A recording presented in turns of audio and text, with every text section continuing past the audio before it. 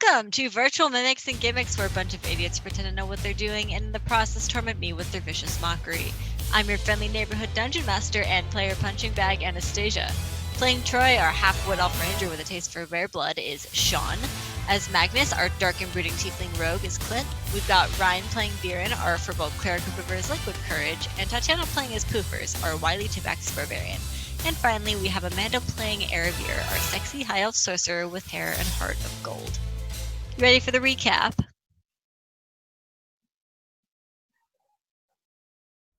Last time on Dungeons & Dragons Ball Z, our heroes continued their adventures into the depths of the Underdark, where they found themselves after joining a Warden exploratory expedition led by the legendary Abyss Walker Fen Artoria. After settling at the Warden encampment next to the drow town of Kao, our heroes set out on their assignment to explore and chart Cavern 31C. Unsurprisingly, they found a number of terrifying creatures, one such creature being a brain on legs that ate Viren's intelligence. On their way back to camp to seek help, the party stumbled upon a mysterious gray, intricately crafted crystal. Back at camp, the captain answered their call for help, as well as that of others so afflicted, and greatly restored Viren back to his altogether average mental state. They proceeded to investigate the crystal they had found, asking around Kao, where they didn't get much information, and then they decided to reach out to the human incarnation of an encyclopedia, the Warden Imbros, for more information. He told them that this is a potentially catastrophic find, but not much else. This was cause for concern, and that concern was augmented when our heroes found themselves ambushed in the cavern once again. We left off as our heroes were discussing what to do about this crystal, and the possibility that more may exist. Will they tell the Wardens? Will they die from this? All this and more now on Dungeons & Dragons Ball Z. Yay! Yay! Like how you ended that at all? Well, yeah. I had to paraphrase some of the questions I wrote for time, so. All right. So we are debating. No, we have debated. We have decided to tell the Wardens about the gem. So guys, the plan is to tell the Wardens about the gem. We tell them that the first thing we did was take it to the shop. We got offered a lot of gold for it, so we want to find out more about it, and then we got ambushed probably by the shop lady. Right? That's our plan? Didn't we get ambushed and then we asked? No, we got ambushed after. Yeah. Oh. Yep. Of course I remember. Okay, so I guess we'll go visit what's her name? Captain Artoria. Yeah. We'll go visit her. Okay. So you make your way through the encampment over to the leader's tent, where again Clark the clerk is standing outside the desk, and next to him is one of the kind of just stationary guards who scouts out the encampment to make sure it's safe. And they kind of both were there like in the middle of a conversation, and kind of look towards you, and like Clark says, "Did you need something again?" Yes, absolutely we did. We have a catastrophic find that we need to talk to the captain about immediately. Wow, is the immediately as much of an... what's something the word? Might blow up. I don't know. It could. Catastrophic. That was the word that was used by Imby. And by Imby, she means Imbros. Back at Red Cliff. Who that is. You know what, I'll just go get her for you. So he enters the camp, and you hear some muffled voices inside before he emerges again, and Artoria follows shortly thereafter. And she is still fully dressed in her plate armor, which, to remind you, is kind of like a charcoal gray with a pearl dove in the put in the chest piece. And she kind of doesn't even greet you and just looks up at you expectantly. Like, she looks like she was in the middle of something. We're back! And we almost died, but we didn't, and we found this gem, and then people tried to take it from us, and here we are, because it's catastrophic. Here you go. So you just hold out the gem door? Yes. So she... I guess I have to get it from Erebir, because it's in her bag. So, we discovered this gem in the caves. We took it to the shop to see how much they'd give it. We didn't expect it to be anything special. She offered a lot of money. We said we'd think about it. We were ambushed in the caverns. It was assuming it was the shopkeep. We asked Ambrose about it. He said something about its catastrophic, and he would get back to us. So we thought we'd come to let you know. It should be noted that the shopkeeper is now gone. She is listening to this story with just a stoic expression. You can't read her at all. She shows like no sign of concern at this obviously concerning tale. And then she says, "Where's the crystal then?" It's right here. Here, open your bag. I show Ignore it the to note. her. Okay, so she's a gnome, by the way, so you have to like. I bend down and show it to her. Also, you should detect magic on it, because I guess it goes boop, boop, boop, and there's some other ones somewhere. She kind of like gives you a sideways glance, like thanks, and doesn't try to take the crystal from you, but just kind of like looks at it for a second, and then says, I mean, I don't know what it is. Where'd you find it? We're selling it after all. Under Barry's butt. Also, Imby said it was catastrophic. Do you know Ambrose? Human computer back at Redcliffe? Yeah, what is a computer? It's something that computes, which is a word in this world. It's still a word.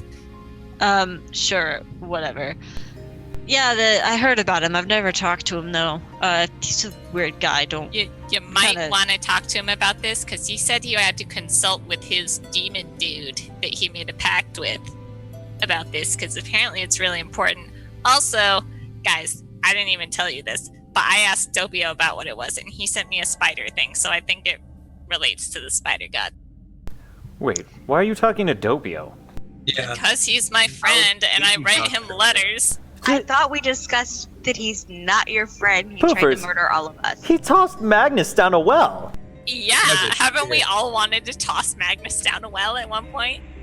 I mean, Yeah. Okay, maybe a that's short well. kinda- short well. Anyway, he sent me a spider on my pillow to show after I asked him what the gem was all about. So clearly it has something to do with the spider god. Well, She's sitting here just kind of like watching you guys bicker, and is just waiting for like her chance to speak. Anyway, what do you think is going on with this thing? Spider god, you say? Well, there's quite a few of those. I mean, the main one, of course, is what's her face? And she like looks to Clerk, and Well, he's yeah, like, some Mad Queen thing. Red Maybe Queen? mentioned that. Mad Queen? I think it was Mad. Mad? I thought it was red. I think it was mad. mm, Mad? The it was a crazy queen queen. with an adjective. Do you know the queen of adjective? wow, this is very hard to speak with. We're all of you. professionals. You don't stick on a topic for very long, do you? We cut to the chase.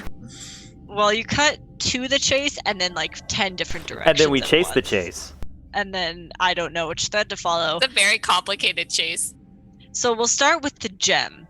You said it's got divine magic attached to it.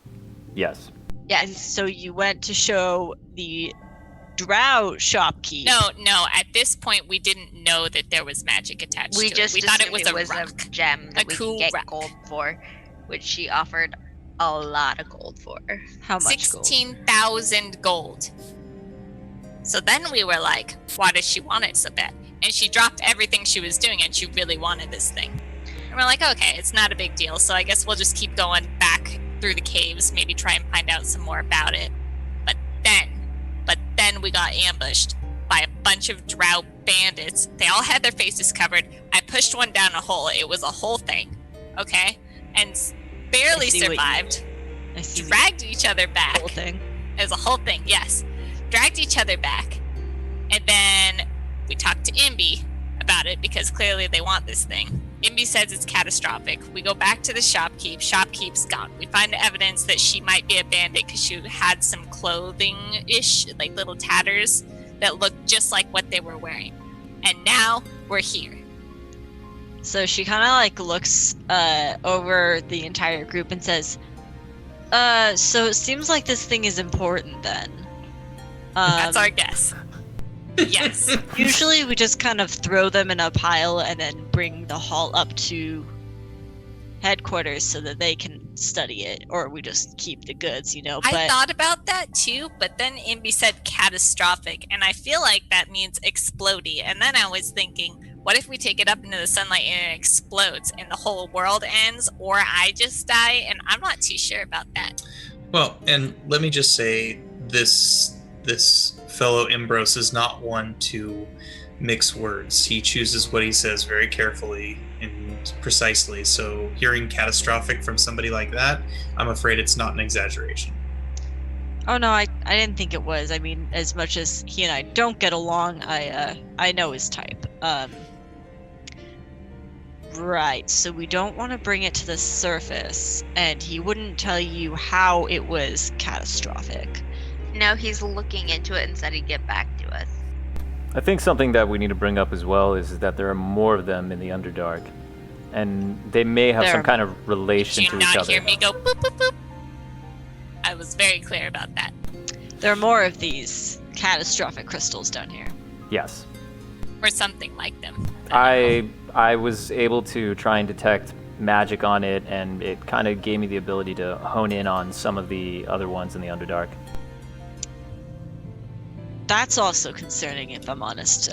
Locate object is not a particularly high-level spell. It should be able to see all of the Underdark. Alright, here's what I can do for you. We obviously need to continue pursuing this matter. We don't have a lot of manpower, so I can try and keep the crystal here under a few guards, but I'll be honest, if the whole town of KO comes at us for this thing, we won't be able to defend it. And I haven't even had a chance to get my beer industry running there, so I don't like that plan. I'm gonna ignore that one for now. That's the tangent thread I was talking about before.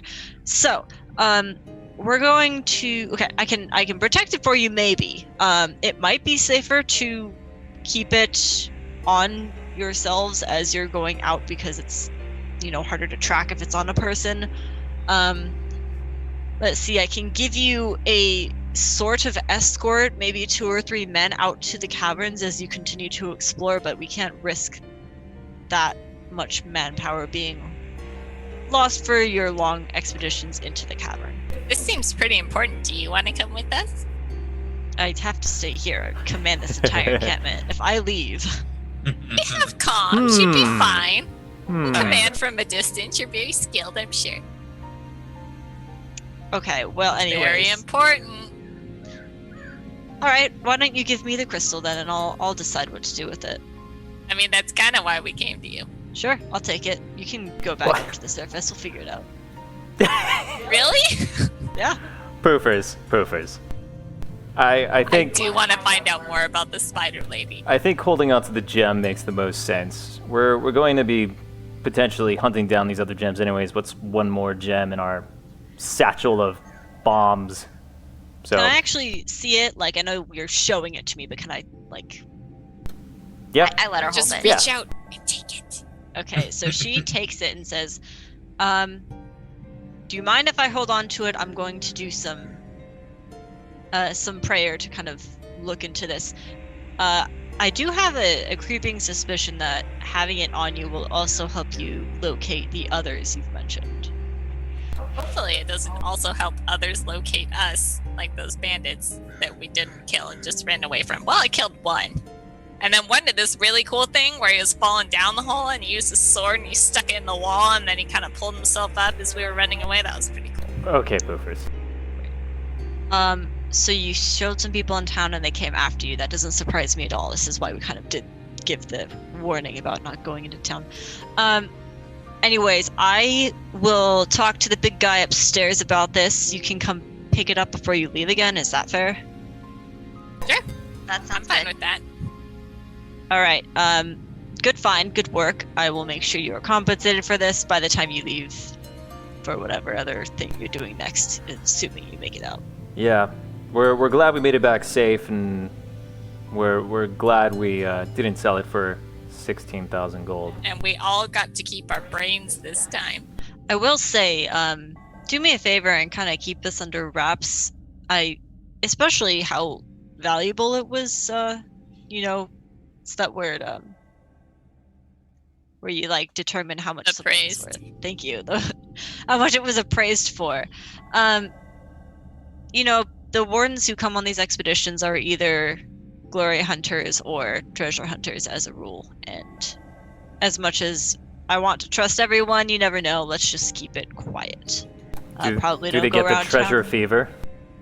Yes, probably don't go around town advertising you have something of this value either. Probably don't go into town at all. But yeah, I really can- have to talk to the bartender though. But we really want just a little people know about this. As possible. Yeah, I They mean can have a that little. seems smart, right? Yeah. Well, I do have to ask you if this is a catastrophic matter to at least continue pursuing it. Try and find these other crystals. Maybe that will lead to more answers. yeah, it doesn't seem like a small matter. That's why you're sending your best after it, right? Your absolute best. Absolutely, you got it. All right. All right, we'll be back to pick it up before we head out. Yeah, hopefully we don't come up short. Sure. We should Yeah, that ask was. him. I don't like that one. Was that a stab at my height? No, I'm making a It comment. may have been a stab at my height. That I don't want to come up short and not bring another gem back. Could have been a stab at my height. Uh-huh. Just watch yourself. And she like glares at you a little bit and then She's Turns pretty her- scary. turns her cape and goes back into the tent with the crystal. What would you guys like to do? Your messages, Magnus. Careful, she might take a stab at you. Yeah, we should probably go. This is a tall order. Do we want to see if Imbi has had a chance to commune with his demon astral guy? Yeah, let's head back to our tent. Try and commune with Ambrose. And whatever, and then we can come back and get this gem before we head out. All right, to the tent. To the tent. To the tent! Alright. Make your way over to your tent. Go inside. Settle in. You have a moment's surprise here. Imbi! Imbi. Come in, over. You do not get a response. Oh gosh, he sounds busy by the lack of sound. I'm gonna Try Harvey. I'm gonna try Imbi. Imbros, are you there? I want to make the same dial-up sound joke again, but I did that with you being stupid. So, but you don't get a response. Just making sure. Barry, if he didn't respond to me, his best friend, he's clearly not going to respond to you. You're totally right. Yeah, what were you thinking? I don't know. Gosh. So, you want to talk to Harvey, Troy? Harvey, this is Troy. Come in. Troy, my man, how is it down there? Is it like a party? Is it? I heard it's dark. Are you like getting It's late dark. up in there? Is it? Oh, you know, it's a real rager down here. But do you happen to know the whereabouts My of God, did Ambrose? someone just scream? Is everyone okay? That's just the background noise of the Underdark. It's all right. These are Don't mind. Those are all good sounds. This is the Underdark, Harvey. It's Don't just worry. environmental noises. Anyways, Ambrose, where is he? He's usually in his dark little hovel underneath the library. Is he not answering? He is not. Can you do us a huge favor and try to locate him for us? Yeah, it's fine. Sure. I'll call you back in like 10 minutes. Over and out, and he signs off and is presumably walking over there. You can wait 10 minutes, or you can talk amongst yourselves if you have anything to say. So, Sorry. where we located the object or detected magic and felt more of these gems somewhere. Yeah, one was real close, apparently. Do we know as far as close, like on the like pathway to the caverns, or close as in like in this camp area? How close was it, Barry? Let me check. How close is We it? don't have the gem.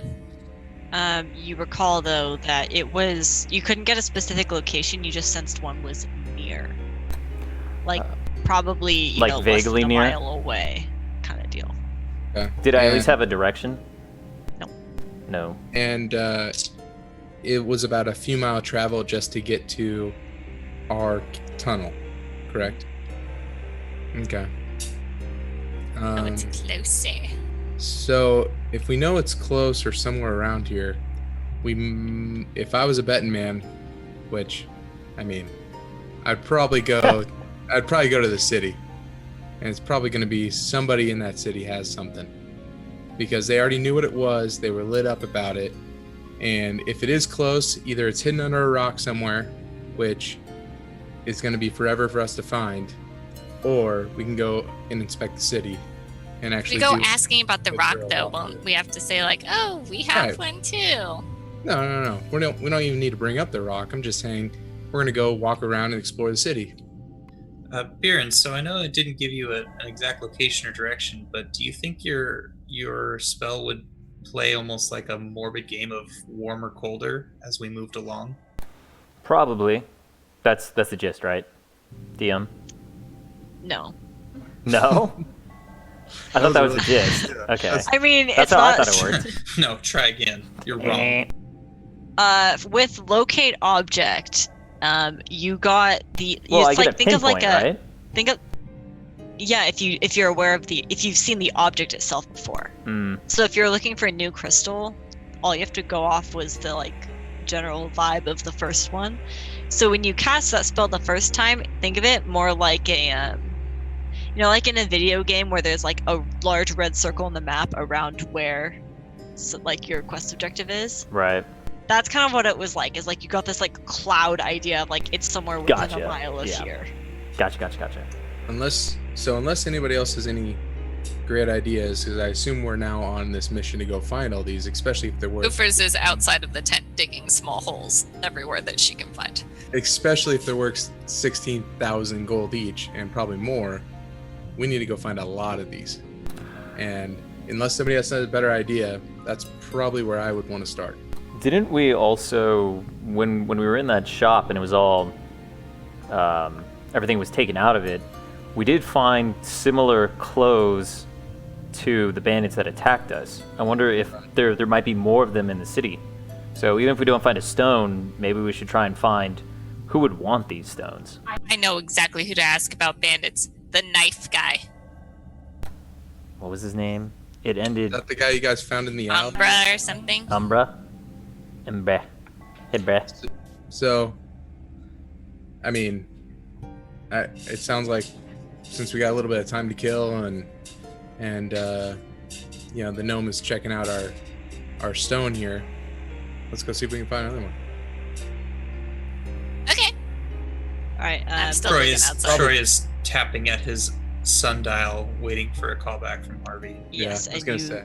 very soon get one. And he's kind of whispering. His voice is low. He's like, "Yeah, so hey, Troy, you there? Yeah, go ahead. Yeah, so the door was locked. Thankfully, I'm a highly skilled wizard. Did you try kicking it? Thankfully, I'm a highly skilled wizard, and it got someone to open the lock for me. Yeah, he's just asleep right now. So, I mean, I didn't know he did sleep. Yeah. Okay. yeah. Was his Wake him up. Don't Thing wake it him up. does? He's probably talking to his guy in his dreams. What did you say, Troy? I didn't catch you. Was he completely out, or was his eye doing that weird processing thing that it does? No, he was just like lying down. Like, I mean, he was really still, I guess. He didn't move much, but You did check that he was Nope. alive, right? yes. Yes, Go- I did. He's go. alive. Troy, Well, tell him to wake him up. I'm convinced. Can you? I don't know how important his beauty naps are, but we need to talk with him when we can. Don't wake him up. Don't wake him up. Do you want me to wake him up? Wake him up. Don't wake him up. He's probably Wake him talking up. to his guy in his dreams. Wake him up, and we'll find out if he's dead. 1, and 2. This is kind of important. Okay, Harvey. Here's what I'd like It's to do. enough to wake someone up. Here's what I'd like to do. 1, check to make sure he's not dead. 2, is it sleepy time where you are right now or not? Is it nap time? How long has it been since we talked with him the first time? No, I mean, is it night? Is it like nighttime? Is it sleep time? Or Hey, is it Coffee like broad Man, daylight? resubbed. Thanks for 3 months, Hey. man. Is it sleepy time? I mean, it's dark down here. I don't know if I've never seen him anywhere but here. I don't know if he has much of a sense of time. I think he probably just sleeps when he wants to sleep. It's like dusk out right now, though. I was about to have dinner when you called, actually. Okay. All right. How about this? Make sure he's alive. Have your dinner, and if he's still not by then, go wake him up because we really need to talk to him. Okie doke. And you hear like some footsteps and some silence, and then some footsteps. And he's like, You need to Yeah. hang up. "Yeah, no, he's alive. I just checked. I mean, the second time, he's still alive." Oh, thanks for rechecking for us there. Harvey. Yeah, no problem. All right, Anything from my pal. Don't die. All right. Have a good dinner and let us know when you wake him up. Sure thing. Hey Over guys, and out. as Impy's best friend, I really don't think that he would just sleep if there was something that important. He would just go take a nap. He's probably sleeping for a reason. That's just the idea that I have. That's highly possible. That's when I'm in trance. That's when I'm communing with Saloon. So he could be doing the same thing. How long was it since we spoke to him last? To Ambrose. It's been like 2 hours, maybe. It has not been long. You guys just talked to him before you went to the Wardens.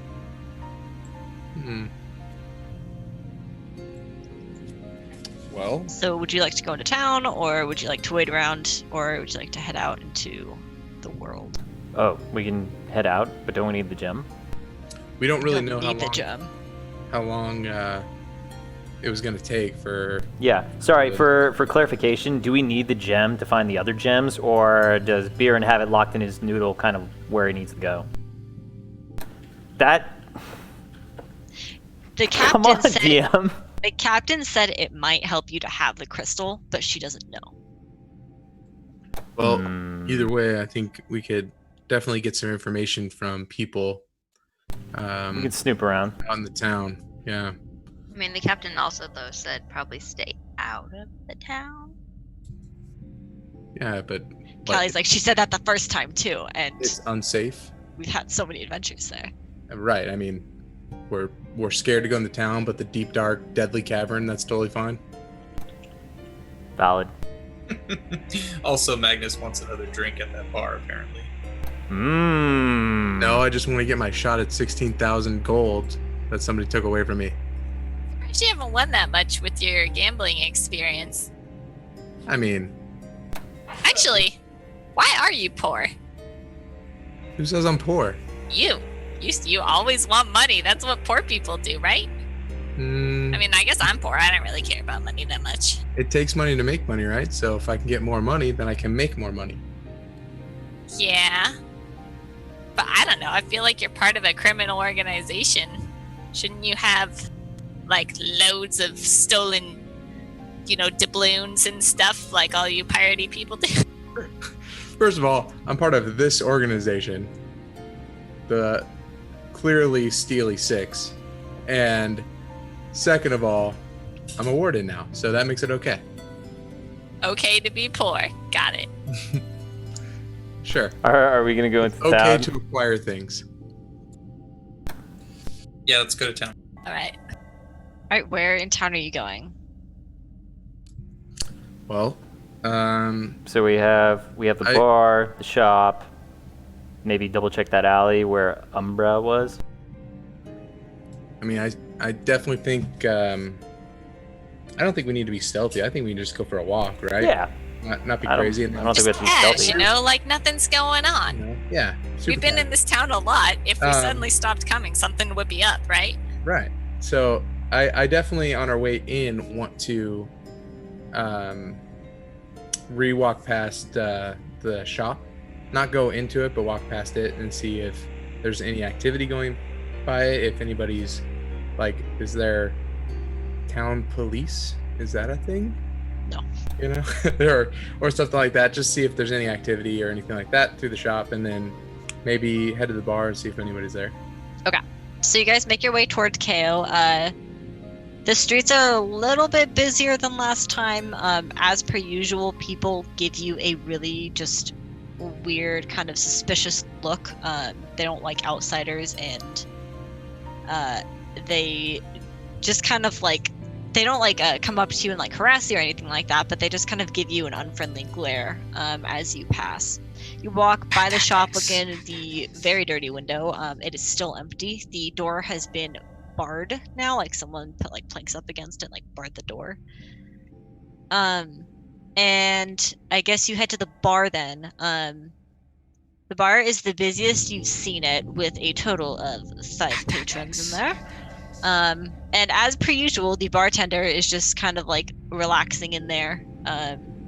No one's really talking to each other. They just kind of sit in silence and enjoy their drinks.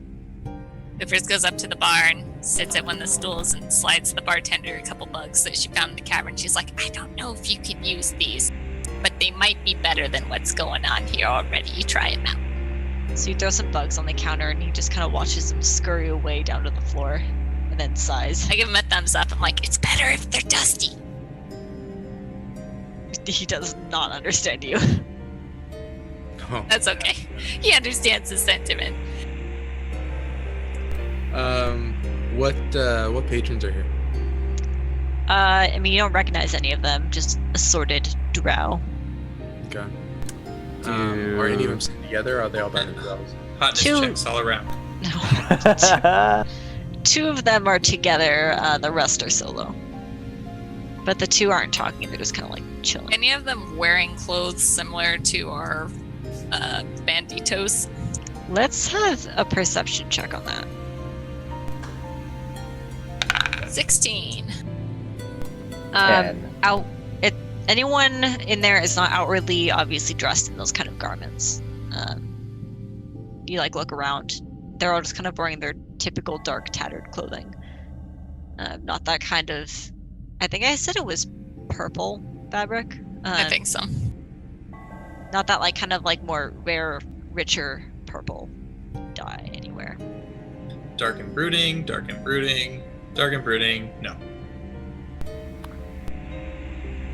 I give a thumbs up to everybody at the bar. And I looking around and talking. What do you? I mean, do you guys think we should ask the bartender about? Should we speak in Oldish, by the way? We can speak in Oldish so no one can understand us. Smart. Oh, that is smart in case somebody understands common.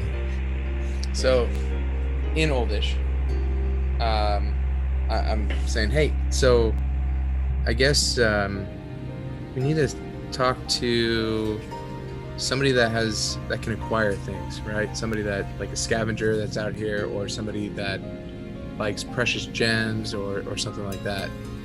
Kelly, you think maybe you could ask the bartender where that might be if somebody does that around here? You asked me to look for someone sketchy who, what now? No, not someone. Well, He's gonna be sketchy if he goes to. I'm not. Whoa! Who said I don't need to sketchy? judge, but I'm just saying somebody that likes to acquire shiny gems, and if we were looking for something, who would we go talk to buy that? Also, does this person have an affinity for spiders? I'm sure they all do. Right. Actually, a lot of No, them don't remember like the the spiders here. bartender doesn't like the spider and stuff like that? Yeah, they've kind of like disowned, like part of the village has disowned the spider religion or whatever it is. Also, ask him where the shop lady went. Okay, and she kind of like skips over to the bartender and begins chatting with him. You notice that all of the patrons in this bar right now are male, and they kind of give a look of deference toward Callie. Not one of like, oh, she's hot or anything like that, but they seem kind of more like respectful kind of. And she is chatting with the bartender. you just waiting for her to finish? Poofers goes, man, it's a total sausage fest in here, isn't it? Poofers, do you even know what you're talking about? No, I just heard somebody at a bar say that once, and I just thought it would be cool to say it because he was pretty cool. Nailed it. Cucumbers and gonna talk sausages, to- a Poofer story. The Talk to him. bartender about your, Oh, I was Your going to, but I enterprise? think I gotta come back for that because I don't have a hops provider yet. I gotta ask somebody in Redcliffe about that. Alright, so Callie comes back and says, alright, so he says that the only person that kind of like was looking for treasures and stuff, kind of like, obviously was the shopkeep. She disappeared. He doesn't know where they went, but they boarded it up so that no one would like break in and destroy Hold them. on, who's they? Just like the people of town. They don't really have Okay. a government. They kind of like the people who are kind of like more admirable and respectable around here, like nicer ones, kind of like the bartender. They like to keep the town as nice as they can, which that was one of the nicer kind of structures. So they just boarded it up so no one would destroy it. But he says that if you guys have come in here and asked for like kind of underground whatever's a few times now, he says that sometimes the kind of like what's the right word here? Yeah, the sketchy ones will hang out over by the pond. There's a pond? Oh Yeah. god. Where's do the you- pond? They get Here we get their go. water. Do they smoke Is and are somebody also under a smoking by the bridge? pond? Yeah. Oh my god. Here we let's. Longest we're gonna- quest ever. Okay, here's the plan, guys. You We did go to this, the pond DM. and we stake it out until somebody shows up. Because I am not going back at weird intervals waiting for Bess who smokes in the park. who has no damn information. to Our help viewers us have with no it clue what we're anyway. talking about. We It's basically called like a red herring. 3 sessions can't wait deep. till We we were go- waiting for this person under a bridge and they never showed up. I can't wait till we go to this pond and just basically skip rocks for the entire session tonight. I'm gonna catch me a 3-eyed fish, guys. Blinky. All right. So yeah, over by the kind of like pond that the town gets its water from. I thought it would have been a well. It's interesting that it's a pond. They got fish? Well, we kind of are underground. Yeah, but you can go farther down, right? When you go until you hit the other side, you can keep going, right? The Underdark? The under darkest. It's way under darker. Right. So, Comes in the deep. where is this said pond with a bridge? Somewhere, I don't know. He said it's like that way, a few hundred feet. Oh, that's very, very close. Okay. like this- Oh, you mean that one right there? I can Yeah. see. Yeah, this town is not big. Like outskirts of town are like it's not large. Does that mean we've Um, actually seen this pond already? Because it's yeah, not that probably. large. Yeah, Okay. it's Oh, like that pond. Oh, that Oh. pond! it'd be on like the kind of like outskirts of town. They're not like it's not in the middle of town. We're being pretty generous calling this a pond, It's guys. a watering hole. It's like a Need some big booze to puddle. Go splash in some puddles. All right. All right. Are we going to go to the pond? Should we go to the pond? To the pond. To the To the pond! pond. 200 feet that You guys walk over to the pond. It's not very far. Yeah, think of it as like a watering hole. Like people just come here, get the water that they need. Water. With like a bucket. Yeah. So there are a few people here. A couple of them look like they're washing clothes or way. How shady do they look? I guess everything's shaded in the everything Underdark. I like how we're looks. judging these people Really on their appreciate local it. pond. So a couple of them are like washing clothes or filling up a bucket or something like that. Who's there are. loitering? Is And who anybody wash- loitering? Can who you let me washes their- finish? Who washes their clothes and their drinking water? I don't know. Drow, apparently. So there are a few people that aren't actively using the watering hole and are kind of like just hanging out. 2 people, 1 woman and 1 man, are sitting there kind of, they look like they're like chewing on some roots or something and having a conversation. Just like sitting on a rock. Are there any roots around? No, it's just Dang. rock. I'm just gonna pull one. Where'd they get the roots? Somewhere else. You should go ask him. Excuse me. Oh, Can but- translate for me, Callie. Sighs and says, I will be right back with you guys. So you run over and say, hello! And Callie Actually, translates I that. say, where did you get the roots? Okay, you say, where did you get the roots? And Callie translates probably something a little bit more cordial. And they kind of like nod at her and then weave over at you guys. And those who have seen this man do recognize him as the one that Bjorn talked to. I think only Bjorn It's got a Umbri. good look at him though. No, I was right next to him. Give me a Bjorn- pat on the head. Yeah. Said I was a good pet. That's Yeah. right. Erevier hasn't seen him, I don't think. I don't think Magnus has seen him. I don't think Just Troy's me seen and him. Poofer saw him.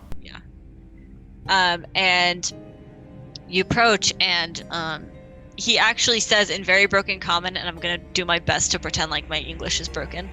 He says, "Oh, little one again." I wave at him emphatically. Hello. So you all walk up, I assume. Yeah. Yes, as a Yeah, I collective hand group. Poofers a short stick to see if she'll chew on it like a root. I do attempt it. It does not taste very good. Some splinters get in my gums, and I start to dig them out. So you guys get closer. The woman that he's with kind of crosses her arms, is giving a particularly dirty look toward Erevier, but doesn't say anything. And he says, "Oh, how are you doing again?" I'm sorry, was that to me? I mean, I can go in so many directions with that, how I'm doing. Unless Barry wants to take this one. He was addressing Bjorn. Yeah. Umbra, wasn't it? Yeah, that's one of them. What are the other ones? One of what? You know when person has many names, that. Is this the best name to call you? It's fine. It Hmm. works. Whatever I told you. Okay. You give more thought to, sponsorship. Yes, and I'm interested, but right now, my friends and I, we may have gotten ourselves caught up in something more than we were originally anticipating in, and we were A lot hoping. of friends. What All- friends? A lot of friends. All wardens. Mostly wardens. Mostly wardens. Warden-ish. Wardenish. Hmm. We may have come upon something that may have something to do with a mad Kick Barry queen. in the shin. Does What Barry means to say is that we heard some people talking about some cool gems. Many treasures down here.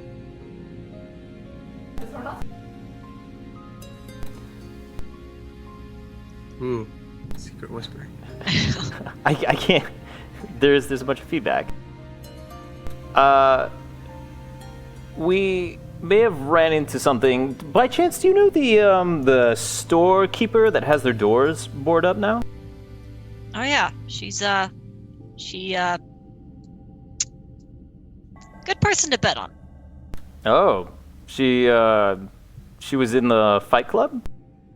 The club that we don't talk about? She has sponsors. Interesting. Do you know if some of her friends might also be in this club or have sponsors?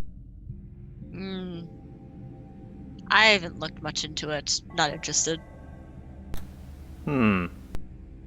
I wouldn't mind running into her again. Is there a way to set up a match with someone?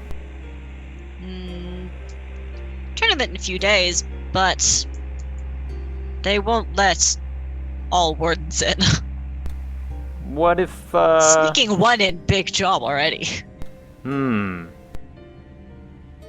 But you, big guy, definitely hit hard. I mean, obviously, none of them can understand us right now because I'm speaking. What language is it? Undercommon. You're speaking common right now. Oh, am I speaking common? Yeah, he Okay. knows broken common. That's right. Well, I mean, I'm sure we can work something out. And Read it.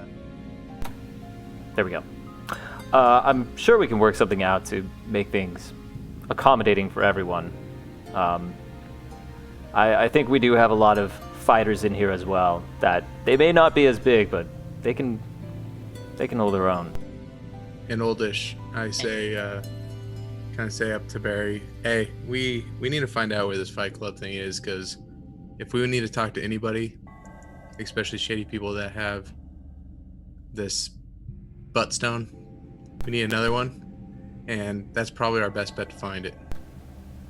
And I respond in Oldish, working on it. That's definitely the plan. So it's in a couple days. This what would you call it? A tournament? What do we call this? Tournament. Tournament. I was hoping for something more eloquent, but tournament works. How do I get directions to be there? What does sponsoring entail exactly? You won't get there without a sponsor. I'm hoping that you'll help me with that. Sure, but what about your friends? Is there other people looking for sponsors? You say they're all capable. Some of them more capable than me. And he looks around the group, kind of like. Hoovers is raising his pulling shards of wood out of her gums. eyebrow. Right. Why don't we. Okay. I can maybe pull some strings and sponsor all of you, but need proof that you're capable. What do we have to do? There's a cavern not far from here. Why don't we go there and you can show me your skills? I speak in Oldish. Is this what we want to do? That didn't sound like a trap at all. That 100% didn't sound like a trap at all. It's been a while. I'm pretty pissed from our last fight, so I gotta make up from that. Very telepathic messages then. Maybe we don't want everyone to know what we're fully capable of. Especially since That is a good point. Well, we're talking in Oldish right now. That is a good point. I mean, maybe if you guys have to do a test, maybe just go to the level that's necessary. Well, he might have us fight each other just for Keep fun. in mind that And you can pull some punches. he said the shopkeeper was pretty capable and they whooped our butts. So. They did get the drop on us, though. True. I mean, we can see what it's about. I mean, we have to figure out what's going on anyways. Hey, why don't we, can you ask him if we can go there and not necessarily be participants, but bet to stimulate the economy, if you will? Yeah, so I turn back to Umbra, and I'm like, what about bettors? How do they get involved in this tournament? Outsiders can't come. Only if sponsored. They just want us for our muscles. So I'm thinking Poofers is our bet. Really, we'll do Poofers, and you're the Barry. You're the person that talks for Poofers. I'll be the trainer. Aravir is the on the side, like the shoulder rubber, making sure they're ready to go. And, Go, Poofers, go! Yeah. What if we need a I team? wanna die. Troy is Sword Boy. You know, it's difficult for me to want to be engaged without my training team. You know, the people that will make sure that I win. And obviously, you want to win more currency. What is it called? The redstone currency? Rayan, yeah. Rayan. I understand. it's difficult to get large group of outsiders, especially wardens, into the ring, to the area. Okay, and then I go back to oldish. Okay, maybe we're able to squeeze a couple people in, and then if we have to, we can sneak the others in. What's her stop for all of us going in? Just because we're outsiders? Is that the only reason? Yeah, they don't trust people that aren't drows. Racists. What if we play the different angle too? That not all of us are wardens. I still have a lot. I have 2 of those Waterdeep badges too. What I'm thinking is we could also. Well, you're all wearing your warden badges right now, like you. But it's what we can do too. If once we're getting closer to the event, if we can, I don't know, tie up some people or something and take their credentials or forge credentials. I think we should try and get as close as we can to this and figure out how to get everybody in. And they always call me the bad guy. Well, I mean, we're I'm not talking about. against changing my look to a drow for the time. I mean, I can look like a drow. Nobody can ever see me, so. Clearly, so sneaky. Disguise kid, etc. Let's see what Umbra has up his sleeve in this creepy cave. You follow him. So he and the drow woman lead you a ways away into kind of just like a nice round cave, a big cavern. It looks like a lot of people might come here to train or something like that. Like the walls look well worn with damage and everything like that. It's just a nice big open space. And he kind of like walks out into the center and takes a deep breath. And he's like, "Earn your sponsorship." Then he I just start kind of, like, breakdancing. Pooper ceases, has no idea what's going on, and also starts breakdancing very poorly. I just stand there and watch, going, "What the fuck are you guys?" Gary, are we doing it? No. And he walks over to Callie and says, this is how the surfacers fight." She just sighs. Well, I'm sorry. You have to be more specific. And Callie says, just like shoot off some spells or something. You have to show that you're capable of fighting in this tournament. Who's fighting? Is Barry fighting? I don't know. He seemed to imply that any or all of you could join if you're capable enough. And they fight to the death? I mean, I'd done that before, but I'd always never died. And she looks to him and asks, "Is it singles only?" And he's like, "No teams, Was it to the death? typically." Well, I mean, you know, we just fake it like we've done all the other times when we have to fight each other. Right, but we might not be fighting each other. You're not necessarily going to fight each other. It's like he's trying to say that as many people can join as long as you can prove that you have to earn the sponsorship. Well, worst case scenario, I mean, we go in there and then some of us don't fight and sneak away and try and figure out what's happening in this town. He crosses his arms and says, "Earn your sponsorship." Rufus is now dancing very seriously. Does not think this is a good idea. I do not want to do this. No? I mean, I'm just gonna keep dancing until somebody tells me what to do. Dance this problem Poof. right away. Poofers. What? Frog's supposed to come out of your hat. Yeah, it does. What? He wants you to break stuff What? Wait, why? so that we can stop the world from ending. Well, I mean, that's very vague. I don't know how I feel about that. I say, what's the point of this? I don't understand why we need to be into this fight club. Well, we need to find shitty characters so we can that possibly have this gem that might possibly be here, unless you have another idea of how Are you we can asking me save to this be a town. distraction while you guys investigate? I feel like we should just get the gem back from the captain and try again before we decide to commit to some underground fight club where we could likely die. You said it was in a few days, right? Yeah, but you have to register early. What happens if you register and don't show up? nothing, I guess. I mean, Crowd will be disappointed. Hey Barry, do me a favor. yep. And I sit here and I look at one of my gold pieces and I flick it to him.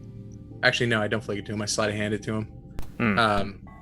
And I say, hey, mark something on this so it's going to look differently and give it to him for his troubles. All right? Tell him we don't want to fight. A couple days or every once in a while, we can locate object. We can go find where this fight club is. Okay. So it doesn't look. Don't sus- use gold. It doesn't matter. He knows he can turn it in for something. Yeah. So what I'm gonna do though is I'm They gonna. don't have a gold exchange, only the wardens do. We need to give him something of value or something of significance, like a lucky item or something. We can say it's a lucky coin. Here, What's you your know what? two Lie? random things? Who would lie about such a thing? I still have couple little miscellaneous gems that we got from our previous adventures. So and I'll give him instead of the coin, I'll give Barry. Let's see, I have. It says I have fancy gems of 150 gold worth, whatever that means. Okay, you can give him one that's worth like 10 gold. Is that Okay. fair? Yeah. Okay. I'll So- do that and have him mark it. All right, this is not a difficult exchange. So he takes the gem and says, "This the kind of gem you're looking for?" Similar-ish. So Hmm. Fancier gems are the ones that we've heard about. we're looking for gems that have already engravings on it and markings. Do you know anything about that?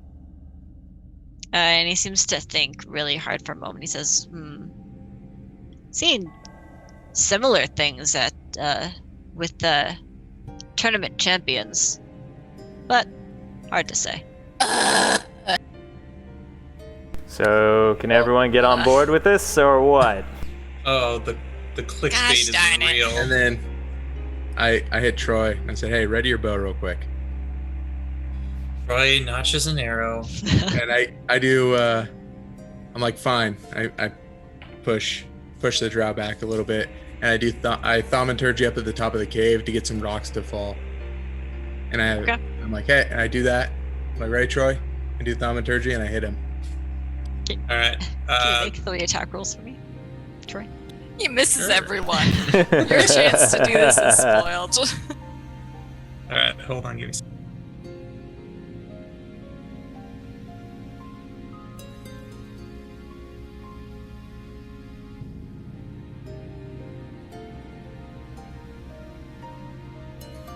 Muted.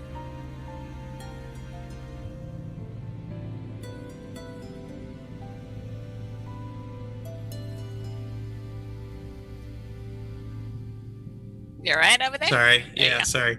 19, 12, and 2, all plus 8. I haven't done the math. So Okay. 27, So the lowest is 10. 20, and 10. 27, 20, and 10. All right, so 2 of the arrows hit a rock, and the third one misses by a pretty significant margin. And the drow is just kind of like watching with interest and says, "All right, so he wants to enter." Rivers is still dancing. He's shaking. That one's out. And then he goes, "Great job, little one." Thank you! Like, okay, guys, do you actually want me to do this? Because I can keep dancing. Big Poofers, one. you could stop. Elf, demon, interested? No. I back up and I say, "Here, poofers," and I grab a rock and we do a little like batter up kind of thing, and I throw it to her. Throw it to me.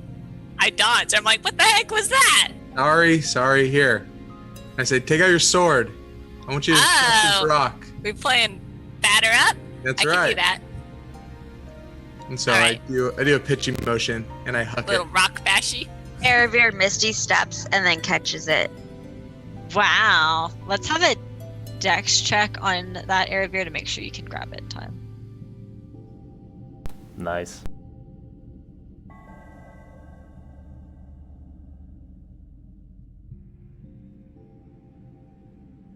18. All right, so you step in the middle of it and like grab the rock and kind of like look impressed with yourself, and he is also watching this with interest and kind of like nods a little bit, says, "All right, 2 combatants." And I say fine. You do not all have to enter, by the way. Oh, it doesn't mean we have to enter. I just That's We'll true. probably keep somebody smart out to investigate. We got Troy, Hey, so hey, we're good. hey. I say, I look at Poofers. I'm like, well, you want to go in? I mean, I guess. I'll take that as a yes. And I huck another rock at you. Okay. I try to I, hit her with it, by the way. Try I to take what? I try to hit her with it. Okay. I'm gonna try and just take a swing at it and knock it as far as I can. Okay, attack roll. Okay, so that's a 24 to hit. Can I make a strength roll to see? I'd like to roll strengths and acrobatics to do something cool. Sure. See how far it goes. Okay, so the strength was a 25, All right. and the acrobatics was a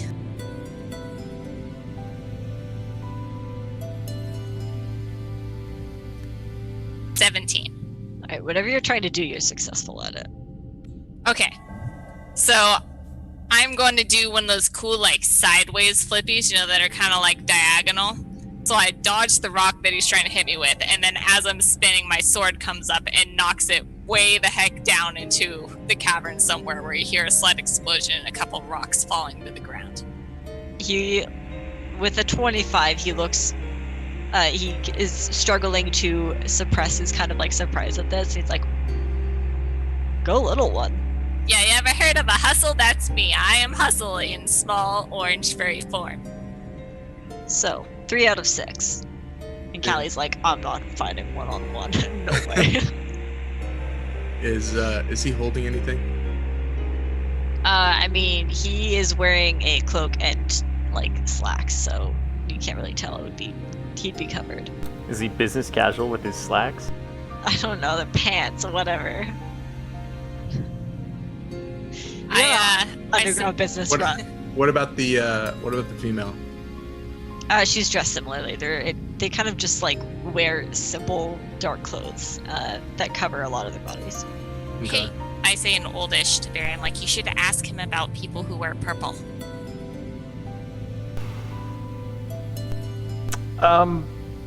Well, do I need to test myself? Show my ability? If you want to fight. As when he asks, I'm gonna walk up and see if I can sleight of hand something off them. All right, roll sleight of hand.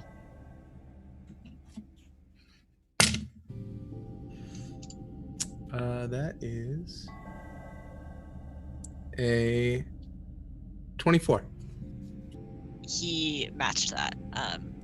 So you take something out of his pocket, and as you're like kind of like pulling it out, he grabs your wrist and says, "Are you good? Few people get that close." And I look at him, I snap and cast darkness on us. All right. Now he's holding your wrist, and it's really dark. It's very dark. But I'm trying to break away from his wrist. he's. Why don't we make a strength check then? All right. 'Cause he's holding on to you. Goofus is like, where did all the lights go? 13. Is Poofer still dancing? So I got a 19. And he's like holding on to you, and he's like, "Drop it." All right. I snap again and it goes away. No. Well, I don't care about that. Your hand. Drop the item. All right. Yeah. Oh, this? Ah! So whatever it was, kind of like slides back into his pocket. And he backs away from you and says, "It's like that." And he says, "All right, big one, you caught my eye first. Let's see." I pop out my shot glasses and Dr. Ink, and I have Dr. Ink slam up on the cave wall or the cave ceiling, and as little things fall, all my shot glasses start twirling and picking up all the shards. I am going to make you do a check for this just because it's very complicated. Sure. Dex, I think. 22. All right. So yeah, that you do it pretty deftly. And he says, well, that's the good stuff too. That's the good stuff. Did you need to test me? I have the good stuff. True. And he crosses his arms and says, all right, well, typically go for more intimidating big person, but Rufus is picking her nose. you know, you and demon guy fit that, but suppose the rest of you could be underdogs. If you're interested in entering, I will sponsor all of you. So what exactly does being sponsored mean? Gains you entry. I mean, like, do we make money? So it's like vouching for us.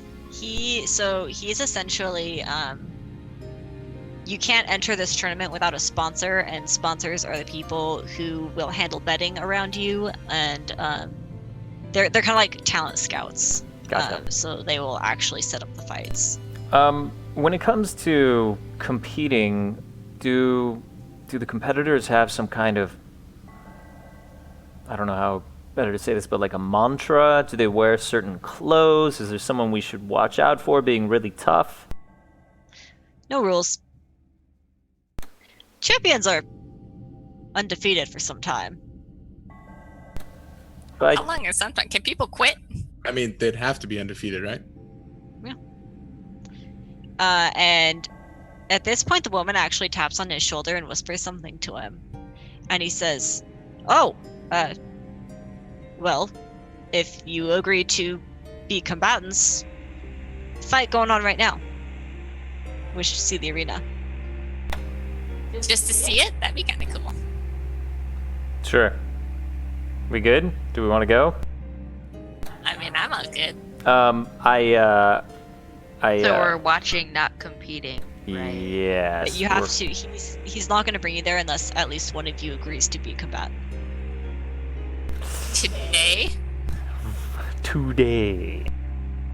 I mean, he can't bring you unless he's sponsoring you. So I pull everybody kind of aside and said, look, it sounds like this is the kind of thing where rules and structure may be a little lax. If any of us are a combatant, I say we're all just ready in the stands to jump in and do whatever we have to do. Yeah, and you guys can do that cool new portal thingy to get us out of there if we're really hurt, right? Ooh. Right? You have to be True. within 5 feet for me to grab you.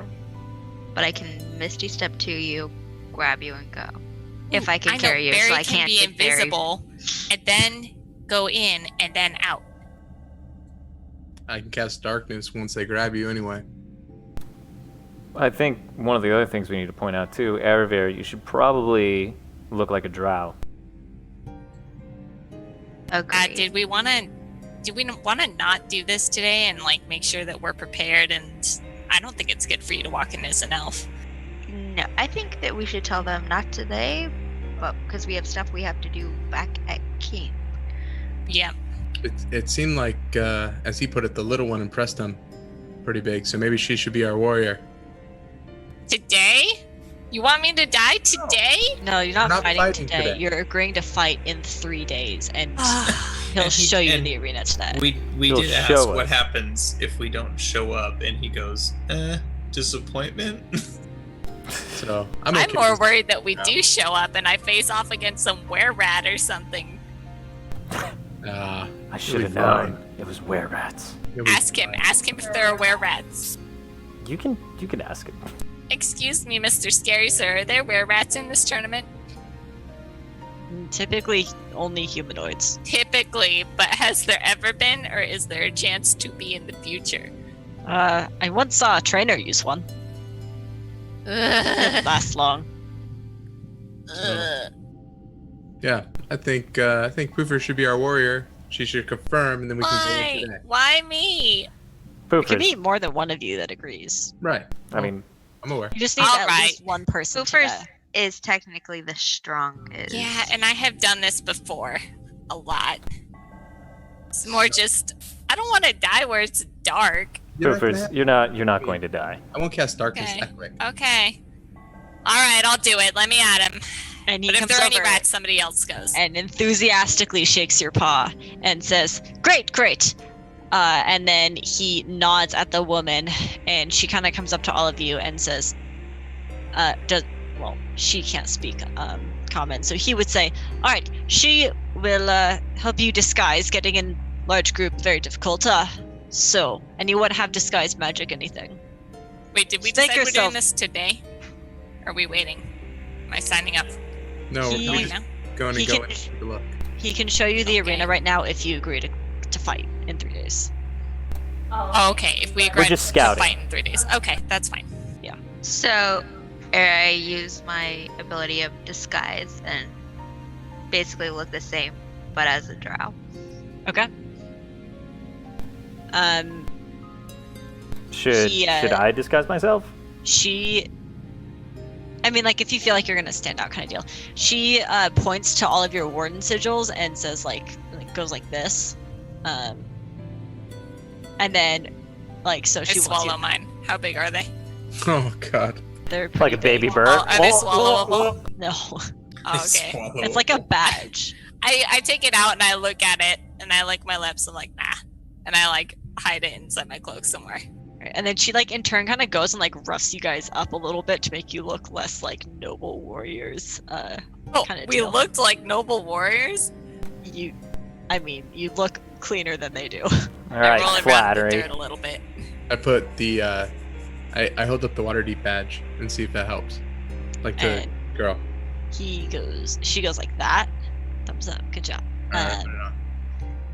And then after she kind of looks at all of you and seems not satisfied, but just she did all she could, she walks over to a part of the cave and draws on a rectangle on the wall of the cave, and that glows dark purple for a second before sliding open. And she beckons all of you to follow her. We follow. You're muted. Every telepathy messages. Anyone else worried we might not be able to get out? That might I be a mean- good question to ask. Because I am. Everybody remember where that symbol looked like and where we are? No? I think so. I mean, It was just the outline of a door is what she drew with something. how many times have we stuck in a door and gotten out? True. We need to So- get some of that magic You can chalk or whatever. He you kind of can just move rocks, right? he just walks through and doesn't even wait for you guys. She's waiting for you guys to walk through. Okay, I go through. I go through. I go through. All right, Callie goes last, and then the woman follows in. And you find yourselves in what does not look like Underdark. It is underground, kind of like a really large cavern, with some very shallow water underfoot, just from the water dripping from the ceiling. And this is kind of a very large open area that has some platforms of wooden construction. So some think of it what's the word? Anyways, it's just a large system of wooden planks that kind of create this crisscross of paths. And there are some vendors selling things. There are people talking. It's pretty crowded here, and there are far more than just drow. There are all sorts of people here, and the drow who recruited you kind of walks out with his arms out and then brings his hands together and like this. Seems very satisfied, and he takes a deep breath and he says, "Love the smell here," and then proceeds to just walk off in a direction. He seems to be taking a path that goes deeper, deeper into So the this middle is of the cavern. like a full city down here. It's not like a city. It's I think it's like a town. It's more appropriate. Okay. Sounds like It's Like like a a- base. Oh, this makes much more sense now how they live down here. It's very well lit here. But the Underdark. And as you kind of come out to the edge of the platform that you arrived in on, you see that there's just a blank wall behind you. There's no door or anything. You can look down and see that these platforms are kind of going lower and lower, sort of like stadium style, different large open platforms with people on them, and then at the very bottom is a large, well-lit arena, kind of like on the actual ground floor of the cave. I'm not sure if this visual makes sense, but whatever. So that's where he Relatively. starts walking toward. I think in Divinity 2, they have something similar. I ask Umbri, and I'm like, what is this place? You guys, is this where everybody hangs out? Is that why the town sucks? Oh, it's where we fight. Different recruiters bring different people here. Is this, like, are these all over the Underdark, or is it just this one? Oh, it's not just Underdark. This is a very large thing. Wait, are we in the Underdark? Oh, no. Where are we? Oh, does it really matter? We don't talk about specifics, but you're here. I was just curious. And he continues walking down towards this arena. The stands are currently packed. There's a lot of cheering going on. And he kind of like comes to one of the gates into the arena and holds the door open for all of you and says, "Go on, go." I scurry in. Everyone here looks like super sketchy. There's clearly doesn't look like there's police here. Everyone here is armed. Everyone here looks like dirty, probably into some shady business. And so you guys enter the stands of the arena, and you see that a man is in there right now, kind of just like pacing around. Seems to be waiting for something kind of in the arena itself. And all of the people in the stands are kind of like chatting with each other, waiting for something to start. You guys, I like this idea much better now that I see where it is. I can deal with this. I can't deal with the scary Underdark rats, but this I can deal with. How many people are in the stands? Like, what's the... Probably like a couple hundred, 200 or 300. Are there any vendors selling popcorn or anything?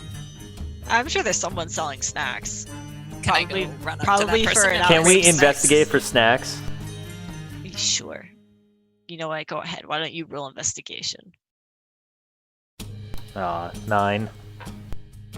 Hold up. Bad Oh, crack, with my stale Cracker increase- Jacks. 19. Hey. Okay.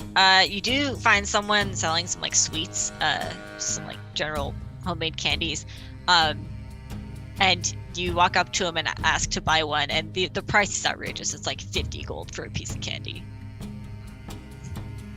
I look at it and I'm like, how good do the candies look? Wait, that's interesting that the currency is gold. Yeah, we're not in the Underdark anymore. Okay, And they look average, I pass him 5 gold, and he takes the 5 gold, and then I try and take the candy, and he pulls the candy away, and then I try and get my 5 gold back. and he's like, I step on his foot hard. make a strength check, I guess. Proof for With the nat attacking the 20. vendor. Oh, you straight His up foot just falls off. you straight up break his foot, and he lets out a yell, and a few of the candies as well as your 5 gold kind of like drop as he starts to hobble away from you cursing. I grab them and I I start eating the candy. A few people just kind of laugh at this. They're like, either think he had it coming or just entertained to see someone get hurt. And I go up to Barry and I give him a candy as I chew on one. I'm like, Barry, your stuff is really good. It's average. I think it's really good. Okay. Well, compared to the bugs she's been eating. How do we know that the candy's not made of bugs? Maybe that's why true. it's really good. Yeah. I want to take a look around at the audience. You said that there's kind of like this mixture of different humanoids here, right? Yeah, it's very diverse. Would there be some kind of indicator, like, is it a majority drow, or is it, like, what's kind of the demographic? It's pretty distributed. like there's no one marked prevalence of any race. It's just kind of like an average distribution. Like you would see on the surface, there's generally more humans than anything else, because it's just like how the world is distributed. But it's not like everyone here is a drow. There are drow. Gotcha. When we entered, did we enter on like a platform, or did we just kind of poof out of thin air into the middle of the town? So think of it like a series of decks.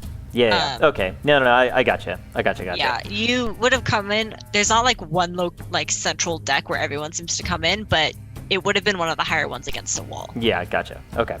Gotcha.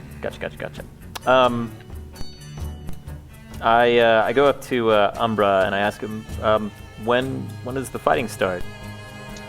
Any time now. I think it's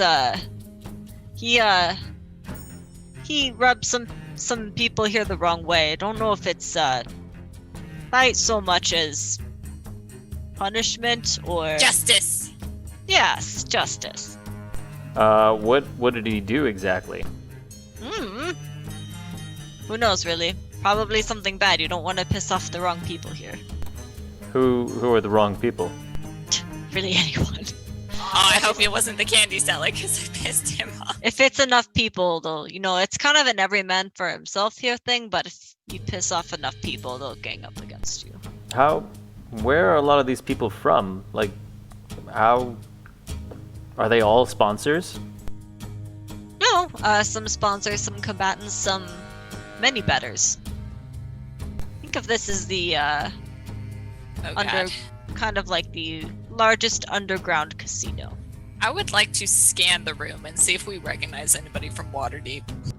Okay. Oh no. Perception, please. For reference, Waterdeep is like this large mafia that we not the typical Forgotten Realms city. It's 16. Yeah, they're just also called that.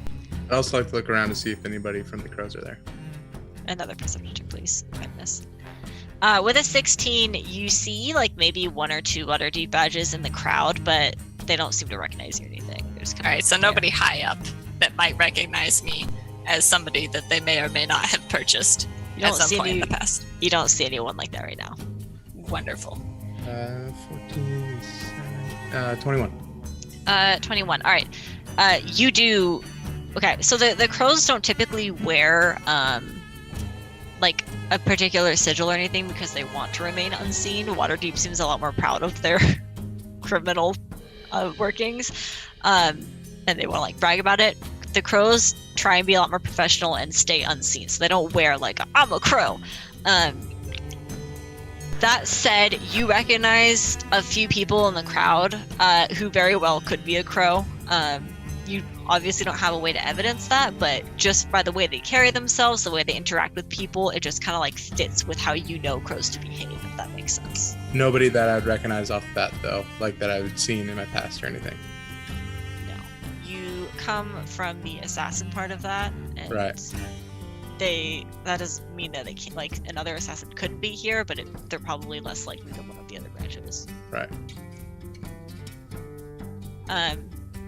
So you guys are looking around, the crowds are all chatting around you. I assume you take a seat and kind of like wait for it to start. So the arena is very large, and there are a fair amount of like coverings. There's weapon racks and everything in there. It looks well stocked for essentially fighting it out. There's some large pillars in the middle that kind of could be used for cover or something. They're not supporting anything, they're just standing in there. Kind of a lot of debris and stuff to take cover behind. And after about 10 minutes, everyone kind of starts to quiet down. And the guy in the arena who's been pacing back and forth sort of readies himself as a gate on the far end opens up, and a very large humanoid in dark black armor, full plate armor, full helmet, everything, a large shield and a large sword in his hands, kind of he walks out with purpose, and gets a few, like maybe 30 feet into the arena before stopping, turning around, and yelling something. You can't quite hear it from how far you are, and you see jogging out behind him is a much smaller, shorter elf who is wearing a mask and is very, very lightly armored. And he jogs up to the knight and stands next to him, and then kind of puts his hands on his knees, trying to catch his breath. And they seem to talk for a second before turning to the combatant on the other end. And a fourth individual walks out from a central gate and yells at the combatant to choose his opponent.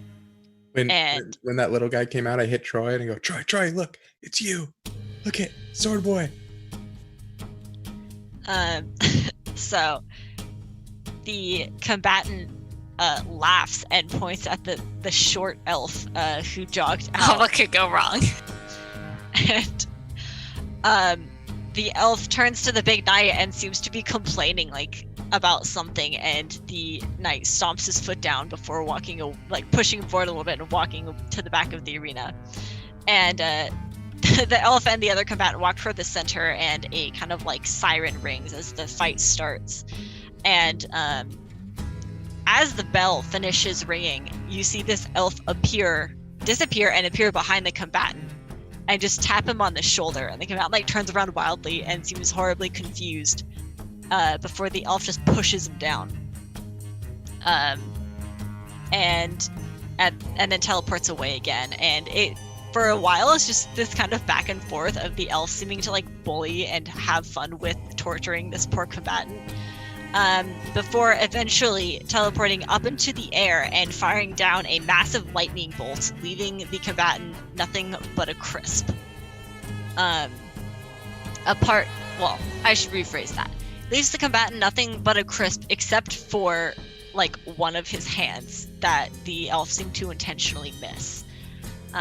The elf walks up and pulls out a little vial and takes a drop of this combatant's blood before turning around and skipping toward the gate and out of the arena. Troy leans over to Poofers and You says, guys. "Boy, I'm glad I didn't promise to do this." Who decided I would do this? This is not the kind of fighting that I'm used to. And Poofers, you got this. the knight who is watching this from within the arena but not participating kind of heaves a sigh and puts his shield on his back. And let's see.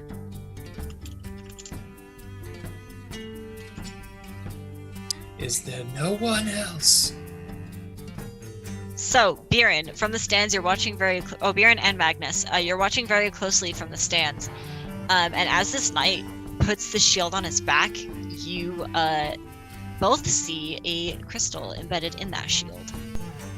Or a gem that resembles very closely the one that you found. But this one is black. I'm assuming we both kind of What glanced. color was ours? Was it white? It was a light Gray. gray. I speak in Oldish to the group.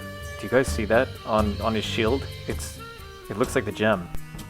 Not now. What? I didn't see anything. In Oldish. Did you see that Oh. guy? He got lightninged. Poofers, you're gonna be fine. What if I get lightninged? You're way too quick for that. Yeah, you're right. I mean, I would have had that guy clearly. I think maybe it's best we try and solve this mystery before 4 days are up. I appreciate your vote of confidence, Theory. The reading. I say we get 3 in the days. fight. I think you can do it, Poofers. I can fight the night guy. I'm not scared of him. He's just a big guy. Well, he's not a big guy It's anymore. The disappear lightning guy. A little scary. No, the night guy walked away, didn't fight. I ask Umbra, who's the warrior in the armor with the shield? Oh, he's one of the champions. What's he do? Is he scary? Well, he waits. Every tournament, the victor can choose to fight the champion to claim the crown. Many choose not to because legend tells he's actually unbeatable, but Wait, legend? How long has this guy been champion? well, the other one, the short one, he's the founder, actually. Oh god. Okay. Legend Been tells. going for about 50 years. Oh, okay. Yeah. You wouldn't expect it of him, would you? No, I would not, but I guess that's kind of the point.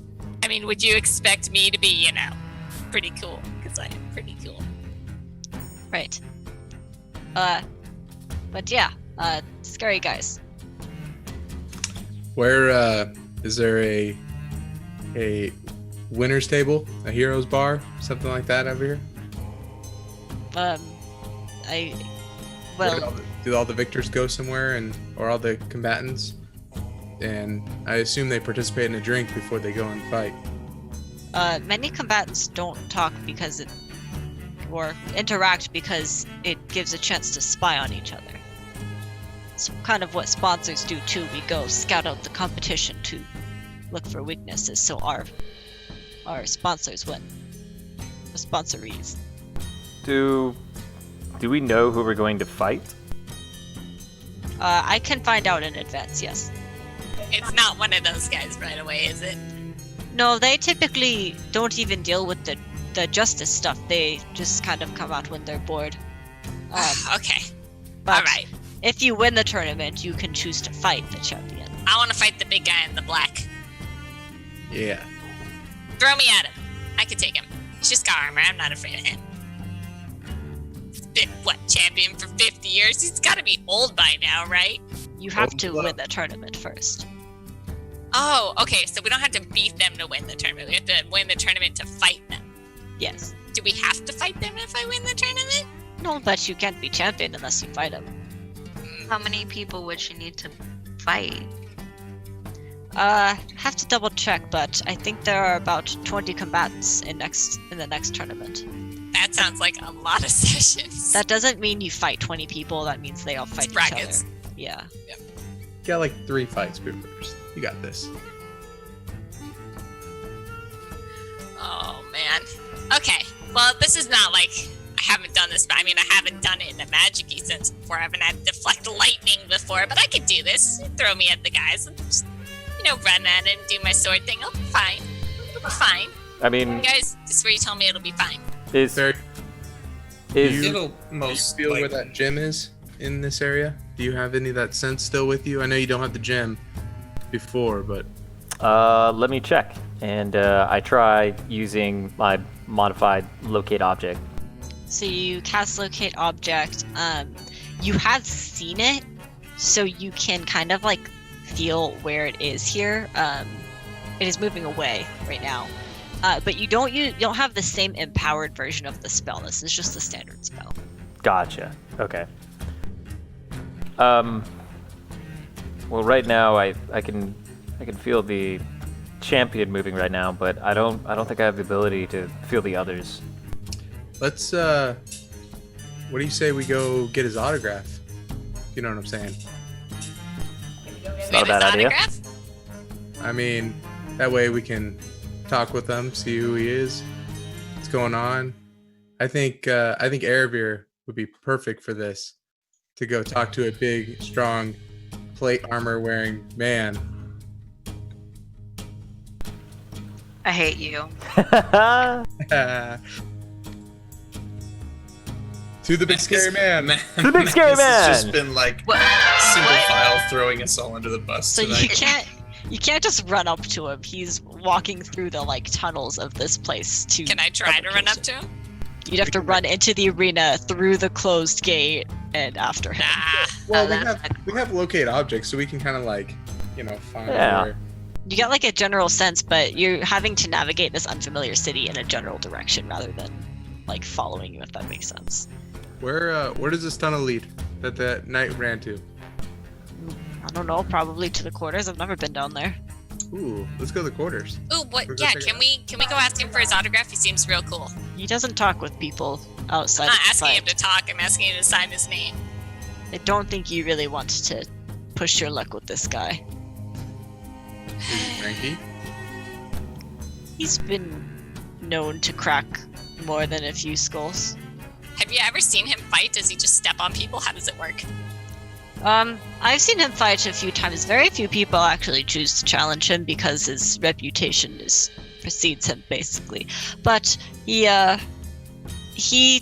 wipes the floor with most people. With most... But not all people is And the important distinction. Poofers isn't a people. She's the tabaxi. That's true. I am a tobacco. Wait, I'm a people? What do you mean? What I is don't. this guy? Is he human? Is he? No one knows. He always wears a helmet. He's just big. He's Why a do- big. Why do I I feel like he's gotta gonna have a glance. squeaky voice? I He's gotta not. glance. He's not like Sure, a superhuman rack of big. kobolds. He was much taller than the other one. How long since he has fought? The last challenger was about a year ago. Oh, that's not too long ago. And Did he that- squished them. Yeah, did that last challenge look very similar to this one we just watched? One-sided? It was. Let's just say he is just as capable, if not more so, than his friend there. Did he pop his head? There wasn't even time for that. Even time for a good old-fashioned head popping? You got this, Poofers. I got Why this. don't we head back to the Underdark? I'm sure your organization's looking for you. Maybe. Maybe not. I don't know if they like us that much. Oh. And he begins leading you back up toward a platform against the wall. As we're leaving, I go, hey guys, what happens if you like grease me? And then I run around the arena and nobody can catch me, and then I tire them out. That's how I win. Oh, A I'm greased down. pig. Like a greased pig, but a tabaxi. Can we I try? think- I think that is a fantastic idea. Gotta find some grease before we come back. We're gonna have to shave you though. Okay, so Ah, the girl draws a door on the wall again, and you guys all step back through into the cavern that you departed from. And he says, "Great. I will. If you need me, well, why don't we just meet up here? I'll try and hang out around here." okay. Sounds good. We know where this pond is. There isn't a whole lot here. We can do this. 3 days time ish. How do you Any- know what a day is? Yeah, and We any count specific the hours. time? Is there like a time, an actual time? Like, Clocks exist. Like all right. clockwork So is like, a thing. are we being here at 9? Like what? Well, 3 days time. We need so you time. We have 72 tried to hours. find people by water features before, and it has not worked out for us. Right. Nope. So 3 days time. How about 70 hours? 70 hours. Yeah. Okay. Noted. And he kind of like gives a nod to all of you and says, "Pleasure doing business. I'll look into your opponents. Only you want to fight?" I guess. Well, so here's a question. Is there a maximum amount of participants per tournament? So there's a total of 20. You could all fit in if you wanted to. I'm just Would thinking, we- But do we you want may have to to fight each other in that case. do we want to Okay, I speak in Oldish. Do we want to kind of flood the bracket, and then if we fight each other, one of us Yeah, just as long as bows I out? win. Well, let's find out if that's a thing, right? If there's not a cap. Also, do you have to Not a kill the cap. people? Ask him if you have to kill the people. You, Um, like, I mean, I guess you could ask that question. Do you have to kill the people? Do I have to kill the people? I don't really want to kill the people. no, you Okay. don't have to, but the crowd usually likes it. Well, the crowd If you're a doesn't crowd, know what being a good person is like, clearly. but if you're a crowd pleaser, you make much more money. Good thing I'm not Magnus. One of the many benefits of having multiple fighters is if you do face off, we can rig the fight. And Oh, see, he knows what's going on.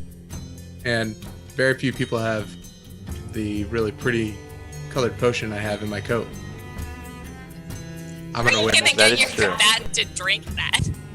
Well, I'm very sneaky. he says, "I'll be off then. I have some preparations to make." And she draws the door again, and they both walk through. Guys, I am much more excited about this than I was before. I am too, actually. I want to participate. Side note for people watching, Magnus has a potion that's like hot pink, and he doesn't know what it does, Had it and since the like rest session of us 5. do. First We're of on all, session it's 50 something. first of all, it's magenta. Well, I have a lot of Pretty potions, close. and I don't know what any of them do. But I have a magenta potion that 3 people know what it does. I have no idea what it does, but apparently it's not a pleasant thing. And they have to drink it. It Make is it- a thing that you should use as a last resort. It's a thing that I'm going to use on that big plate armor guy. when I'm gonna make him drink it. What if it blows him up and then it blows up the gem? Well, then it's one less gem we gotta find. But isn't that gem something that you want? Yeah, but then there's a lot of gems. So now, I'm parting it out. I can make even more money. Anyone else have a feeling that the gem may be giving him the extra strength? Ooh! I call the gem. Dibs on the gem. Yeah, I think Let we it give the hand gem that to for sure. Poofers and let her just wreak havoc in there. Oh my, I am so excited for this now. All right. Can you we're gonna affix take a it to your sword? break here. I could probably tie it to the hill, yeah. We're gonna take a break here. Okay, and sure, come back after. All right, we'll be back. See you in a few. We off?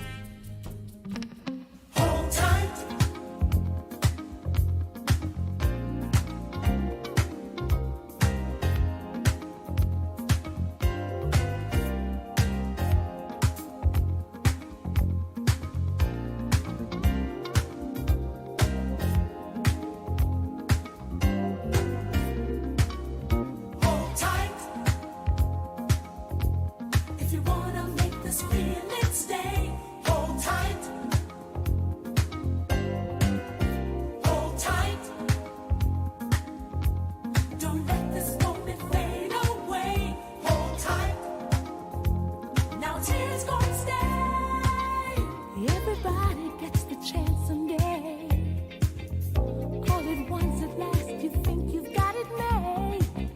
Not a word that anyone can say that can change the way you feel. 'Cause you know that love is real. You can choose with whom you fall in love.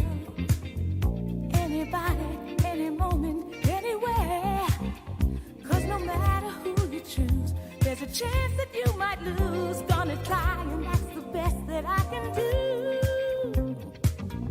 Hold tight. If you wanna make this feeling stay, hold tight. Hold tight. Don't let this moment fade away. Hold tight. Now tears gonna stay. Hold tight. If you wanna make this feeling stay, hold tight. Hold tight. Don't let this moment fade away. Hold tight. Now tears gonna stay. You can do just anything you want. You can help yourself to anything that's mine. Take it easy when there's no one else. Got to get it right this time. Gonna try to make love shine. Everybody gets the chance someday. You just take it when the moment comes along. There's nothing you can say. There's nothing you can do when you find the eyes of love are set on you. Hold tight. If you wanna make this feeling stay, hold tight.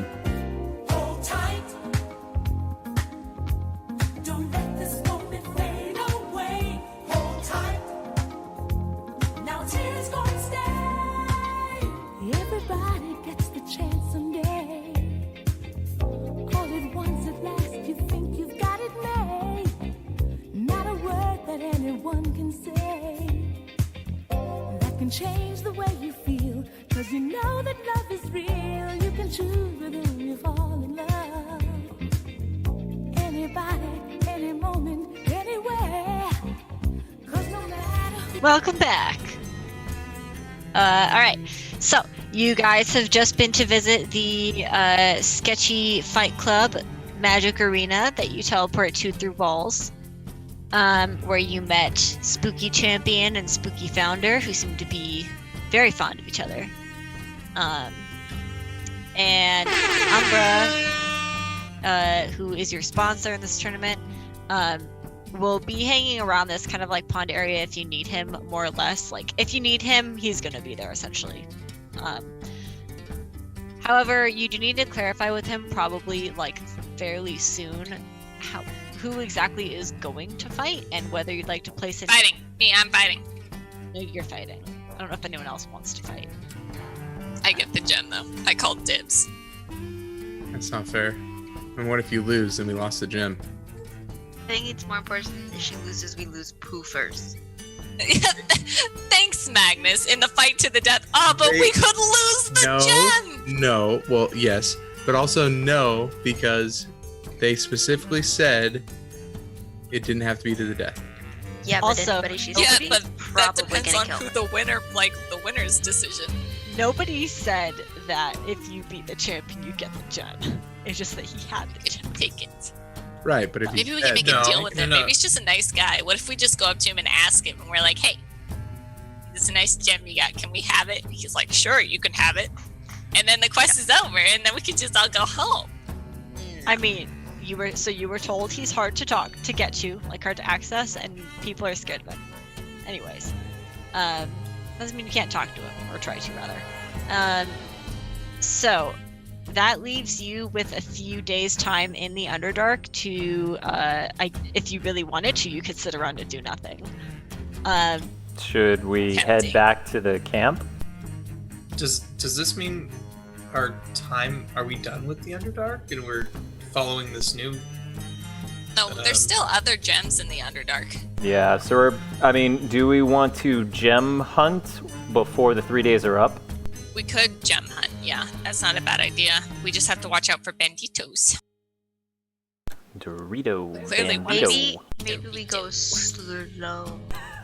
Yeah, that might be a better idea to go a little bit. Yeah, we could go slow and deliberately toward. That's the true. locations. We now actually have a reason why we're going through this cave instead of just looking for treasure. We're now trying to find these end of the world gems in the Underdark.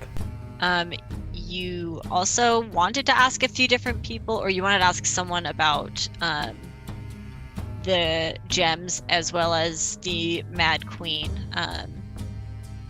If you wanted to tell anyone about the gems, but those are other plot points you can explore. Wait, How long has it been since we talked to Harvey about Ambrose? Probably 2 or 3 hours. so Why do don't we go back to camp, see if we can get a hold of Ambrose, and we can go get the gem from Captain and go explore. to the camp? That sounds good. To the camp! To the camp! Back to camp. Da, da, da, da. Okay. Back to camp. You guys are in your tent. Okay, guys. We should probably go talk to. Oh, do we want to try Imby first or the captain? What do we want Why to don't do? we try Imby? If we can't get a hold of Imby, contact Harvey, and then go see Captain. All right. Imby, come in. I need you. Love you. Come in. So you do get a response this time. It feels particularly lethargic, which is very uncharacteristic. He's That's uncharacteristic of him to talk to me. No, he seems lethargic. Like his voice sounds tired. Okay. And he's usually very kind of like proper. And so you get a response, and he says, "Hello, Poofers. Present your query." Did you find out any information about Scary Spider Lady or Gem? Oh, yes. I will be proceeding to the Underdark to meet with you personally. Yes! I'm so excited, Imby. I have never seen you come out of your basement. This is a huge trip for you. I'm so excited about this. How long will it take you to get here? His basement. Yes, I'm making the preparations, both physical and mental. Not accustomed to such taxing journeys. It's an expedited trip. I should be there in less than 2 days' time. This is very exciting news, Imby. Ooh, Imby, while you're there, can you ask around Redcliffe to see if anybody has hop distribution to the Underdark? You know, like No. beer hops, not like bunny hops. No, that is not my job. Okay. I still love you. That's okay. And he says over and out and signs off. So he will be here soon. Well, guys, that's good that he'll be here in 2 days because Poover's supposed to fight 3 days. But also a little weird that he's actually coming here himself, right? He doesn't seem like the adventure-y type. No, it doesn't seem like he really wants to come. It sounds like he needs to come, And Maybe his which is demon guy all told the him more to. worrisome. this is also something too that we should bring up, that maybe we found, at least to him, since we're telling him everything, that we found another one at possibly this other place, and if it does give them, or a person that wears it or something like that, imbued with more power. I think it that's seems- fine. I have no problem telling him that. Because it Yeah. seems like Bjorn here got more power just doing his locate object, just having that with him. So it'd just be good to know. We should definitely tell Imby about the other gem. I also think if we travel back in the cave, we should bring it with us. Because if it does give more power, I want to see somebody rain some legit lightning. I am or very some excited gnarly about shot that. glasses. These better be They're all gruesome. Dr. Inks. All right, so you're gonna go pick up your crystal gem. Yeah, I'll Yeah. hold it. All right, Artoria, or when you get there, you tell Clark to get Artoria, and she walks out and hands it to you and says, yeah, that thing is pretty spooky. He wasn't particularly fond of it, but didn't seem to want to be too involved. I guess gods like to leave. Wait, who? She is not specified who. Who? Who did not want to be involved? Oh, my patron baby. Wait, you have a patron? Like Barry has a patron, or like Imby has a patron? Because they're kind of different. No, we don't know. And she kind of like looks Bjorn over, sees your shield with the A on it, and says, I guess like your friend here. Gotcha. Okay, well that's good. So like you guys are friends, not you signed your life away kind of, relationship. I do dedicate my life to his service, but it is not anything like what that drow does, no. Nice. Okay. Well, that drow is actually coming down here to say hello. He's very interested in this gem. Why does it not surprise me in the slightest? That is a very good question. Why does that not surprise you in the slightest? Because it surprised us very much. He's not much of a as this might sound insensitive. He's more of a book than a human. And She's more of a cat than a human. no, that's not human as like a human personality. He's always been into kind of dark, suspicious arts. I can't say I'm particularly fond of them, nor do I support or condone them or anything like that. So we just don't see eye to eye. Gotcha. Well, yeah, he's coming. So your friend did not want anything to do with this thing, but it's important. Basically, what you got for us. That's it for now. I do think you should probably take it with you. It might help you find the others you've spoken of. I think so too. And I go to grab it. I mean, just Slide stop in here you. and grab it. I try to grab it before Magnus. Dexterity check, please. Contest. Dexterity. Roll Speak, yeah. off. 9. Well, I rolled a 16, so 20. You win. Magnus grabs it right under your nose. Right. I hang on to Magnus's leg. And I wrap myself around it and I don't let him go. Give it. No. I I'm want not cool gonna let powers go too. of your leg. That's fine. I'm gonna drag you like a little kid holding on That's to fine. dad's. What Do it. powers Do it. do you have? Gonna help you stab people? I don't think so. Give it to Barry so we can find the other. Give it to Pooper so you can know what it'll do in the place that we're going. So, hold on. I want to do cool swings and stuff. You guys know I'm here. I'm not leaving your sight. I don't know. You disappear all the time. Food poisoning a few days ago? Where were you actually? It's true. then we I might might get it in a do couple gambling. weeks again. So, Oh man, I feel it coming on. I feel like I'm about to Every- get food poisoning in 3 Every weeks. month I just eat the same bad burrito. it's just so good. To tell you what, Magnus, when we go into the caves, and then I whip out one of those extendo cups. I'll pour you a double. Okay, fine. I drop it in the cup. Pooper goes for the cup and she makes grabbing motions at it. It I assume it's Pooper. pretty like high this- up, so it's I like jump this for it. big. It's not small, you know. We're doing like the It can kid fit in thing a where you're like big holding mug. the head, you know, and they're reaching up. That's Yeah, what I'm trying to jump and grab it. I want to see Alright. what it does. All right, fine. Barry can have the cup or the gem. Very tasty. You guys heading out? Let's do it. Wait, hold on. What? We need What's an up? escort to get out there. Oh yeah, wasn't the captain gonna give us a couple extra men or something like that? Yeah, so they won't go into the caverns with you, but they'll take you to your cavern. Less chance or better chance of surviving an ambush. Yeah. Meat I mean- shields. At least we can make it there this time. That's Yeah, good. exactly. I like that. You know, small victories. So, you arrange that, and she gives you a few people. You guys all head out. I assume you probably took like a rest, like you guys are all healed up and everything. And you head out into the caverns again. With the 2 or 3 soldiers accompanying you, you don't seem to run into anything. However, Bjorn and Magnus notice some like odd sounds, kind of that seem to be not following you or anything, but once in a while you'll hear them. You're like, didn't I hear something like that like a while ago? Nothing happens though. When you get to 31C, the guards kind of see you off before turning around and continuing back.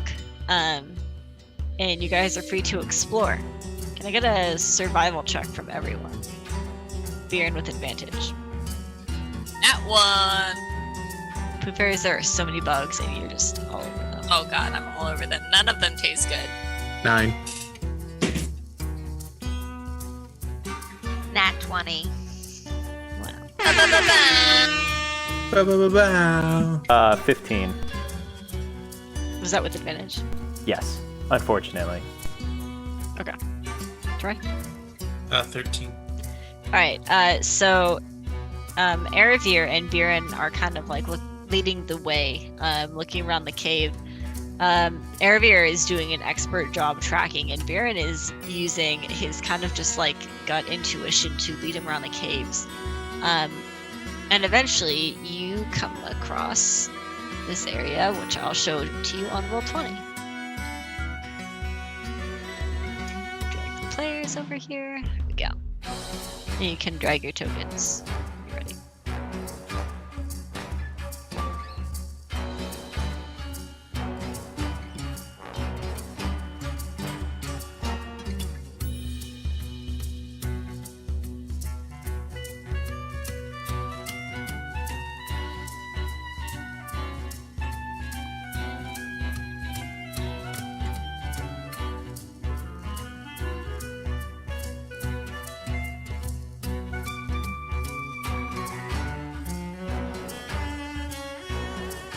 Alright, good enough. So, this is the cavern you end up in. It seems to be pretty open in here, like you can sense the difference in the air. As well as kind of humid. Like you hear a lot of water dripping and stuff like that. It kind of definitely feels like there's It's some kind of waterway. Moist in here. It is. Moist. You guys, seems a bit different than what we've been to before, right? I don't know. This is my first time in this 31C cavern. Yeah. Oh, that's true. Magnus, I forgot about you and your burrito. Oh, Yeah. We have not run into anything good except for the gem that appeared under Barry's butt. So and I don't know if that's necessarily good. it's something. So you're telling me we just need to drag Barry around? Pretty much. Can you just do it comfortably this time? I may have woken up with a headache. Well, that's because you had no brain. That one wasn't really our fault. All right, I guess we'll just go in. Are we going stealthily? Question Yeah, we should probably go Yes. very cautiously since we're expecting ambushes. All right. So I'll take a stealth check then from whoever's going ahead, I guess. I assume not all of you are moving in stealth check. Yeah, I'll do it. 27. All right, you slip into the shadows and expertly stay along the wall. You're in the wall, looking around the cavern. 20. 19. You guys are all on top of your game right now. I will go ahead and reveal a lot of this. This is a very large open cavern. You don't hear or see anything in here. Apart from very frequent ponds and kind of water dripping from the ceiling. Let me reveal more of this. What does the pond look like? Just like regular water, or? Yeah, you get up, kind of dip your fingers in it a little bit. It's definitely dirty, murky water, but it just seems like normal water.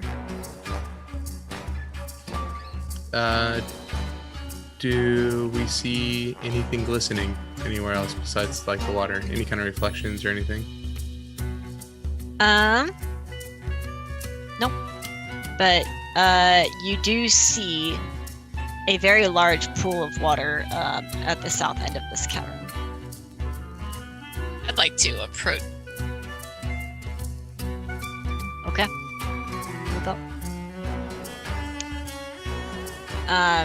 So you approach this large pond. It looks kind of like a lake almost that goes further into the cave.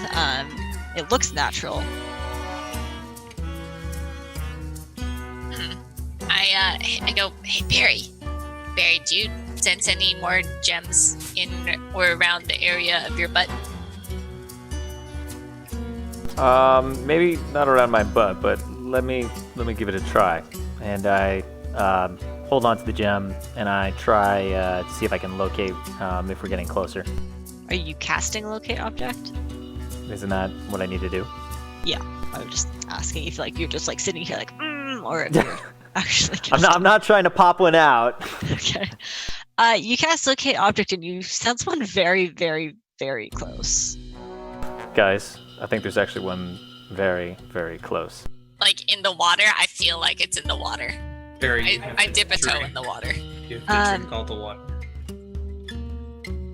As you guys are looking around the cave, all of you, it's mostly empty apart from the rocks and little bits of water. But you also notice that kind of weirdly scattered around in the dirt underfoot are some weird dark shards of shards and pieces of some hard substance, but just passing by, you're not sure what it is. I'm gonna pick some up and inspect it. Roll investigation, please.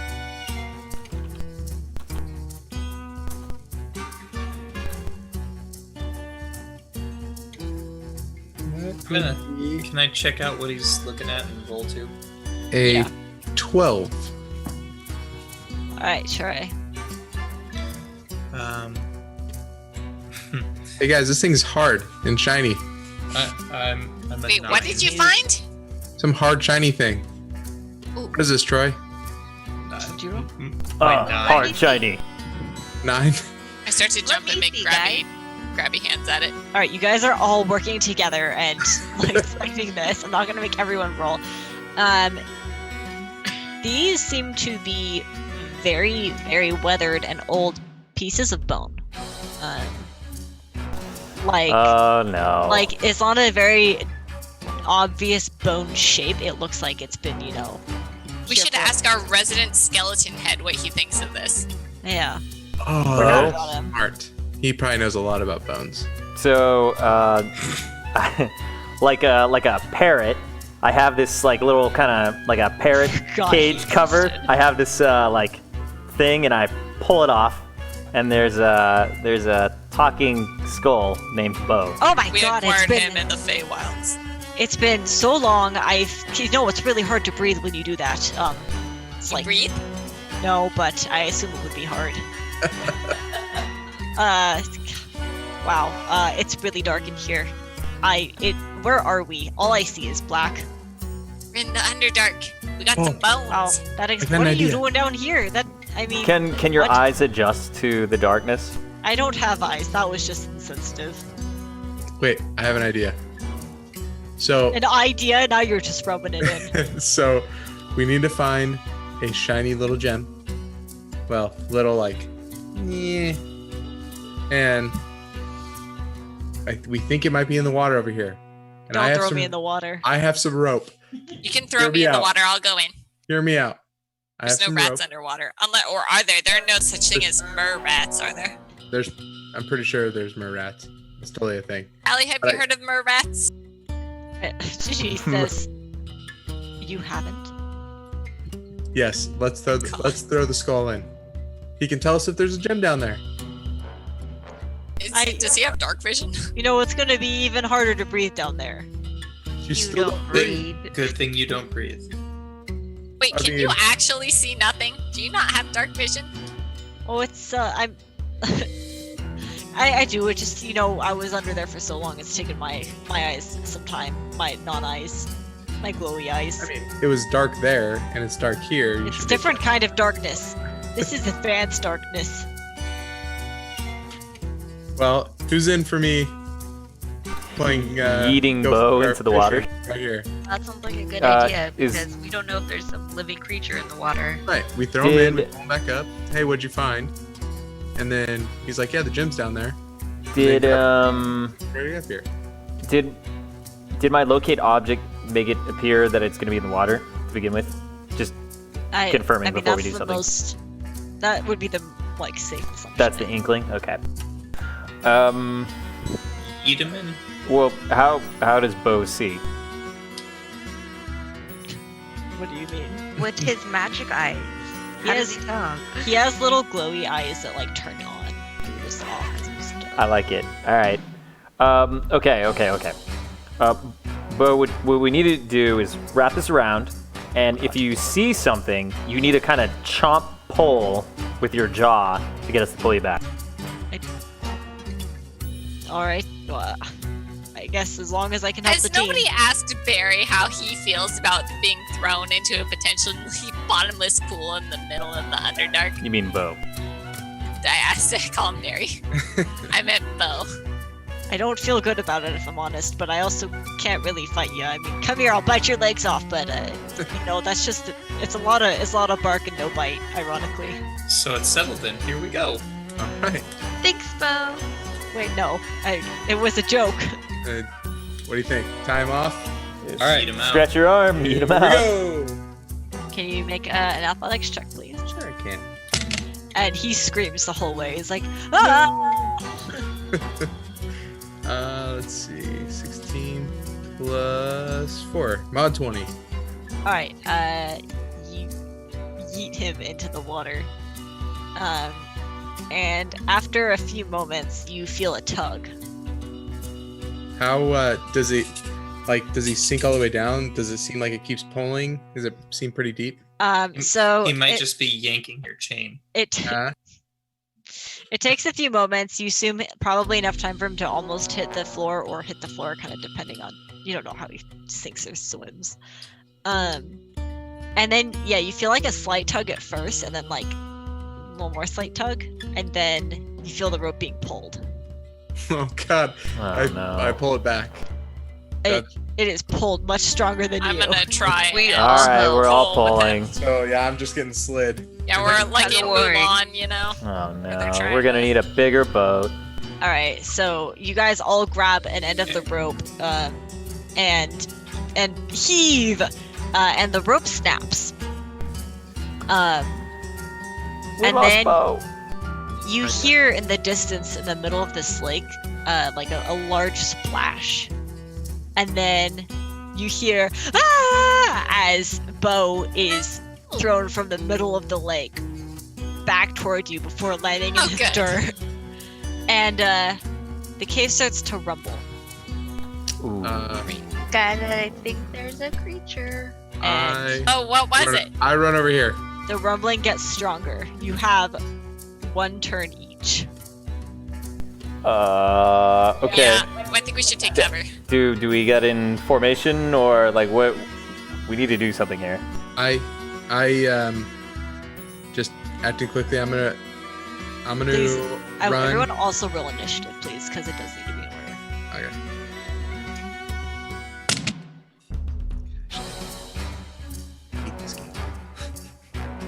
Okay. Do we hide behind these pillars? Like we should be doing something Yeah, to I think that we should take cover for sure. All right, Poofers, what'd you get? 11. Okay.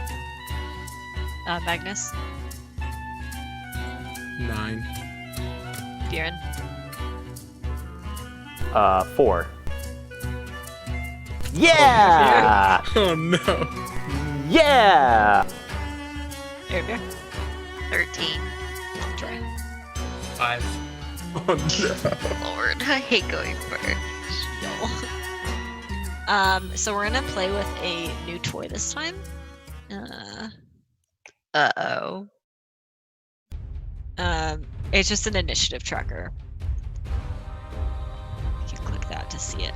Ignore the numbers for the initiative for now. It'll change once the encounter starts. So I don't see anything. if you click it, oh, that's fine. Oh, Then never mind. Sorry. Okay. So first, Aravir, you get to move.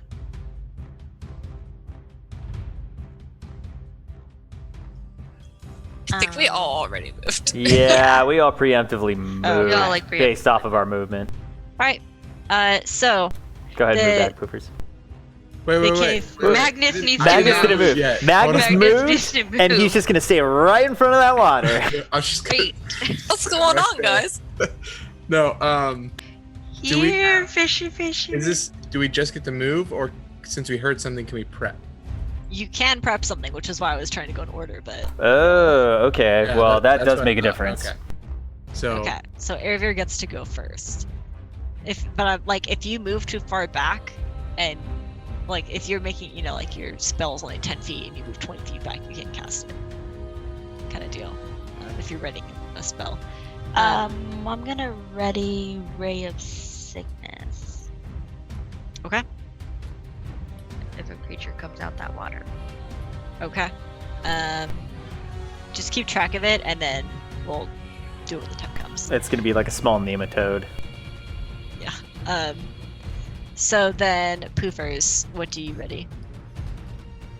I'm gonna ready a javelin if it comes out of the water and looks unfriendly. If it looks friendly, I'm not gonna do anything. Okay. The angry beast comes out with a smile. Oh, okay. Hello, fun. Magnus, what are you doing? how big is this cave? It is very large, as you can see.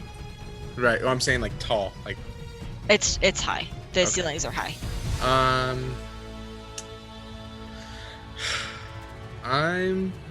You know what? I'm just gonna cast Thaumaturgy up high for dim light to go like basically where I'm standing, and it's supposed to do like 30 feet of dim light around this area, so like a circle.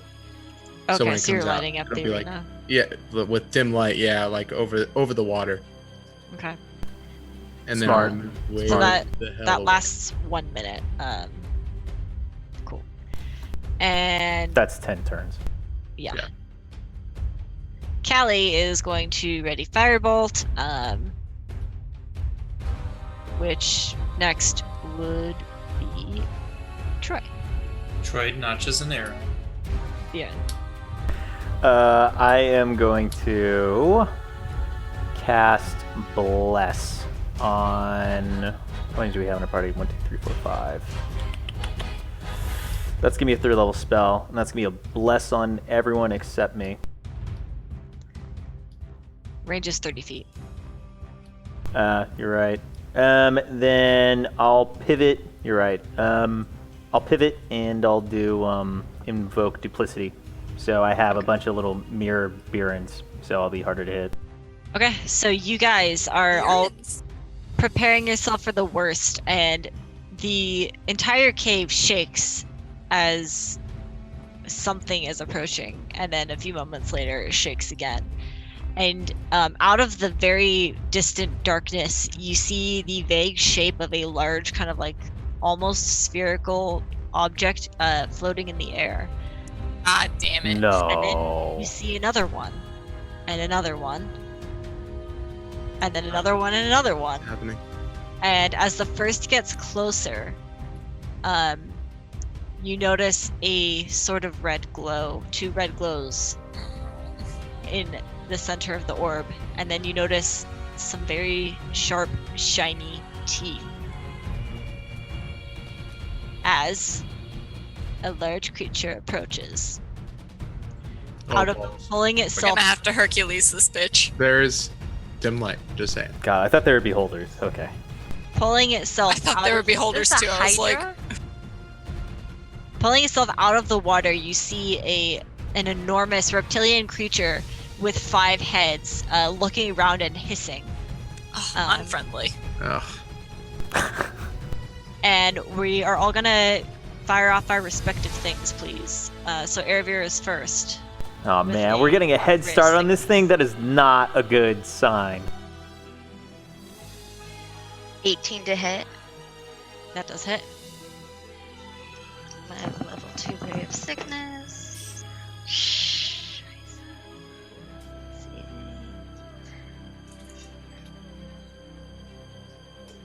11. And then. So it needs to do a con saving throw. And if it fails, it's poisoned till the end of my next turn. That was a 17.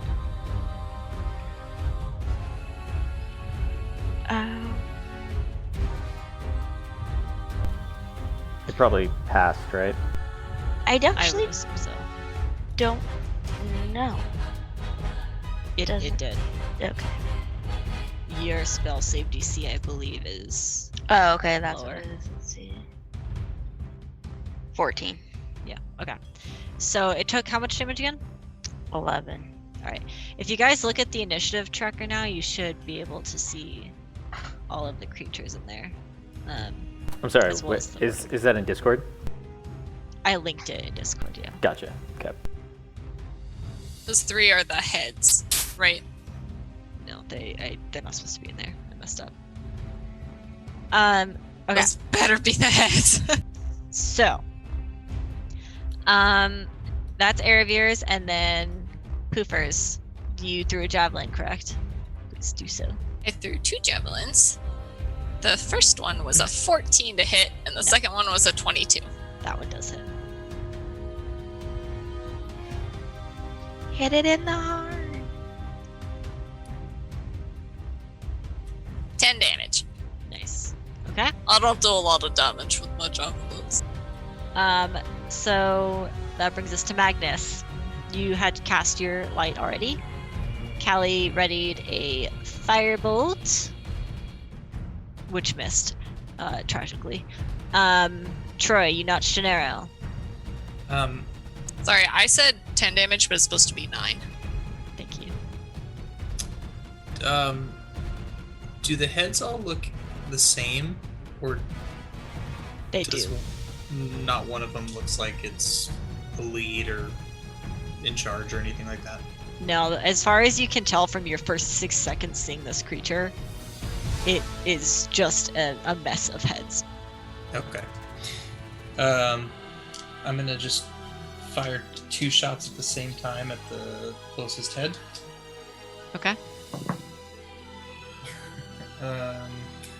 Well, one of them was a nat 1, plus 8 is 9, and then 6 plus 8, 14. 9 and 14 to hit. 9 and 14 to hit. Okay. Neither of those hit. And when you roll a nat 1, it always misses no matter what. So you don't add Yeah. modifiers to it. So you're a little thrown off. So as you kind of try and pull around Biren, you see his double and you're like, oh god, I don't want to hit Biren. And you like didn't realize it wasn't him because you're kind of this panic and you just you shoot off into the distance a little bit. It's all good, dude. Biren, your turn. It This happens never to everyone. happens. This never happens. Well, this is still our first round, right? So I already set up my duplicates. Oh yeah, okay, you're right. So now, it is our friend's turn, and he has watched you guys respectively step out. You all, as you're standing, have I think 3/4 cover, we'll say, which means it's going to give you a +5 to AC. So each of these heads kind of like rears up. It lifts higher, and one will be made at Callie, one at Biren, one at Aravir, one at Poofers, and one at Magnus. Let me make 5 hits. Oh no, this is gonna be a thing. Oh god. So there we go. That's going to be against Callie, definitely hits. Biren definitely misses. Aravir, it's a 15. Misses. Poofers, also a 15. It's me. Oh wait, +5 AC. That does not hit. And then Magnus, it was a 26. So, It does. Oh, I had a 22 on my AC. Damn it. all right. So these heads all rear up and kind of shoot. You see something like forming in their mouths as little mounds of white bluish energy kind of gather up and grow larger and larger before firing out toward all of you. Callie takes the hit and Magnus takes the hit. So against Callie, wow, that was some poor rolls. That was only 9 damage. Against Magnus, it was 18 cold damage. And some of that cold damage just stops short of Magnus, as that damage is reduced by 11. Ooh. Oh, wow. Yes. Man, it is cold. I wish I had a ring or something to warm me up. So this, you like little snowflakes and icy veins start to kind of like creep up from where you were hit. This is a massive ball of cold energy that kind of like hits most of the covering before spraying onto you and kind of dealing that damage. You guys also see that all of the pillars and everything that you're taking cover behind seem to kind of quake and take some damage from the hit. Yes. So, that brings us to the next turn. Did we see, was it like were all the heads trying to shoot like big ice balls kind of thing? All Or 5 of them did, yeah. All 5 of them did the same one. Okay. I'm gonna yell at everybody. Let's focus the one on the right. Stage right. Map right. The one on the right of the map. What do you mean, map right? Map right, copy. Okay. Aravir, it's your turn. I'm going to pull out my Radiant Dagger, level 3, and throw that at like the center of its chest. Nat 20 to hit. Oh, nice. And let's see.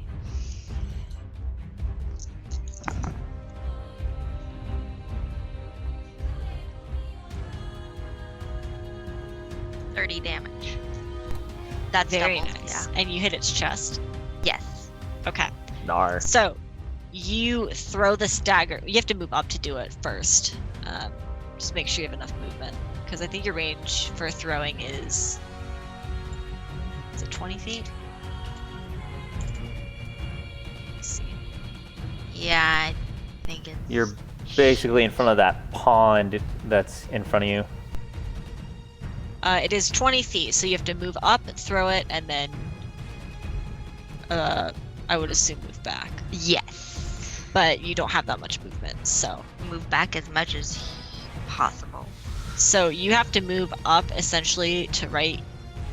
Oh, I can't click there. You have to move up to right here to actually throw that dagger.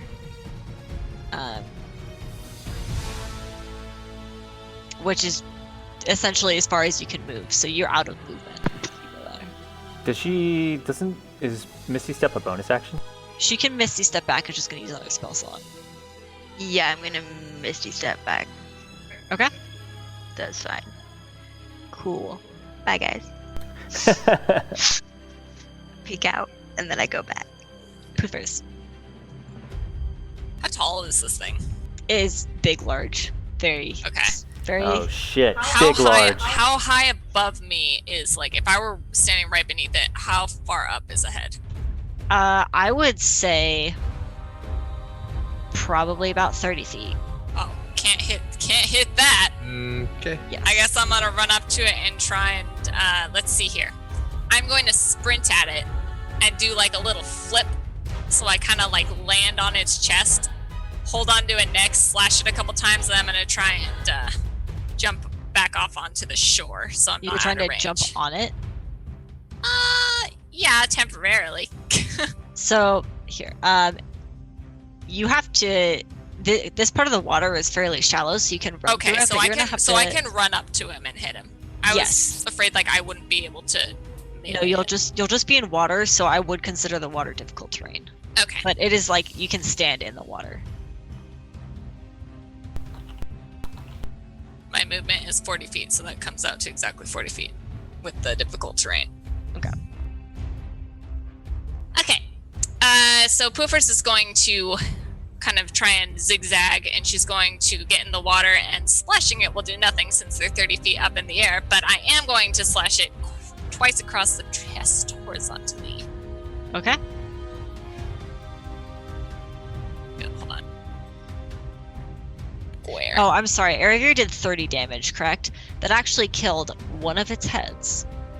Yay! Cool. Okay. So I pre-rolled. The first one is a nat 20. Wow. Nice. Bonus action, I'd like to rage as well. So Okay. first one's a nat 20, and that is for 30 damage. Okay. And the second one was an 18 to hit. That does hit. It's like, how did I miss it? It's enormous. And that was for 18 damage. So, okay. That was 48 total. Yes. Okay. Neat. That kills another one of its heads. It seems like the damage kind of like sustained to any part of its body will be damaging its kind of control. That is very resistance. convenient because I can't reach the heads. Yes. Cool. Which brings us to the next turn. Magnus. Poofers, did you run away or did you just make it there and stay? I can't run away without Okay. taking an attack of opportunity. Okay. I'm going to sprint up to it. Let's see. What should... I mean, I have 30 feet. I can bonus action dash if I have to, but... 1, 2, 3, 6... Yeah, I'm gonna have to bonus action dash just to get to it. Show us your war cry. So, I'll get up there, and then I'm just gonna try to slash it as hard as I can if I can reach one of its legs and try to Yeah, hit it in the toe. close its Good closest idea. leg.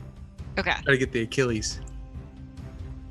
Cool. And that is with a 17. 17 hits. 17 hits. Awesome. And I'm not using my super fancy flame sword because of light. So I get sneak attack, which basic sneak attack without the flame sword is 46. So Oh my gosh, I rolled 3 6s. So 18, 23, 29. 29 damage. Nice. Damn. Cool. That's a lot for one hit. Yeah, it is. Yeah. I rolled really well.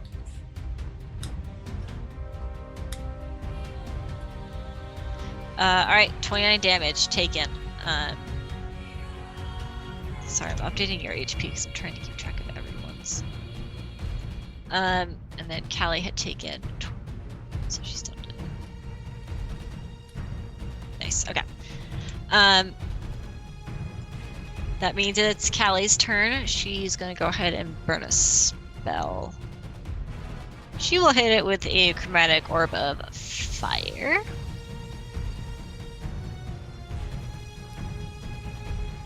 Which does hit for a total of 16 fire damage.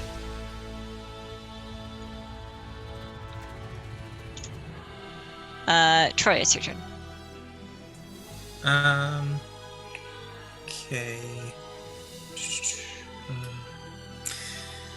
So I'm gonna kind of shake off the last couple attempts and just kind of focus, notch one more arrow and fire another arrow. You said there's, but seeing that I don't have to actually hit the heads, I'm going straight for the chest area.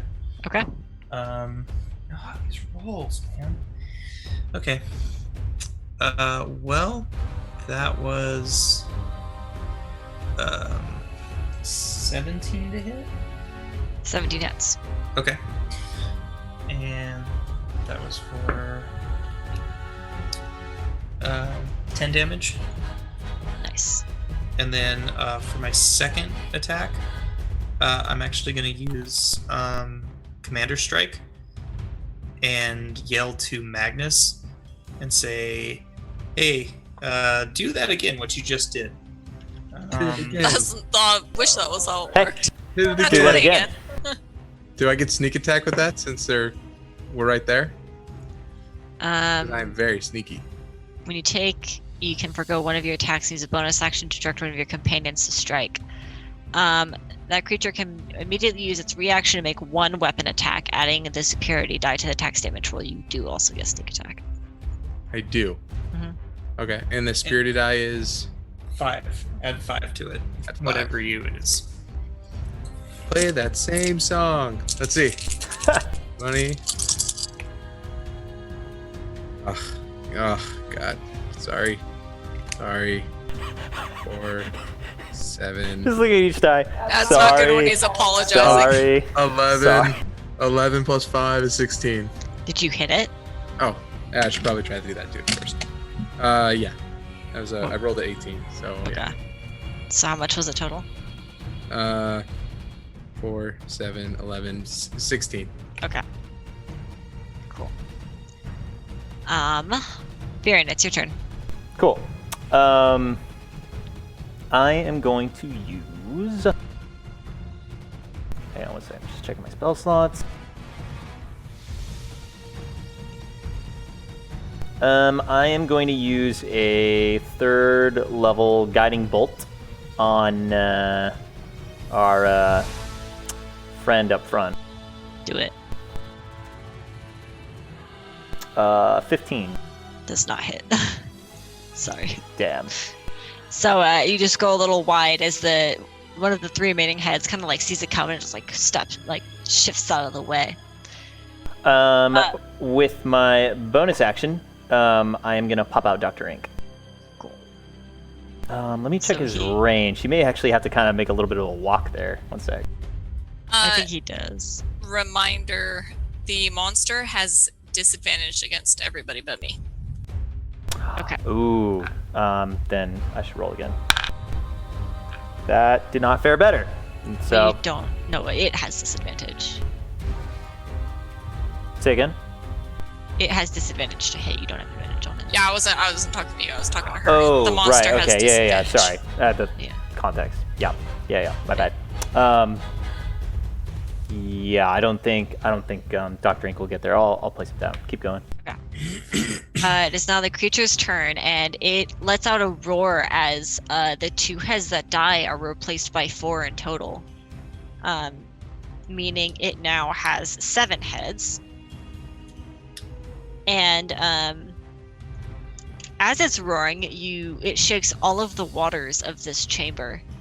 And you hear some splashing from other ponds in here as a few more creatures seem to be appearing. And what you see as these creatures appear is a kind of like ripple among the water as some things seem to be like assembling themselves underneath, and then pulling itself up is in each pond an amalgamation of different sized bones of varying age and wear that seem to be kind of held together in their form by a swirling form of cold energy.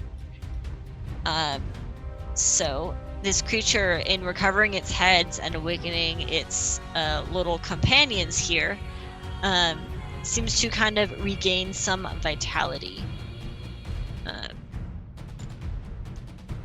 So let me turn that. With the 3 heads that did not regenerate, it is going to make some attacks.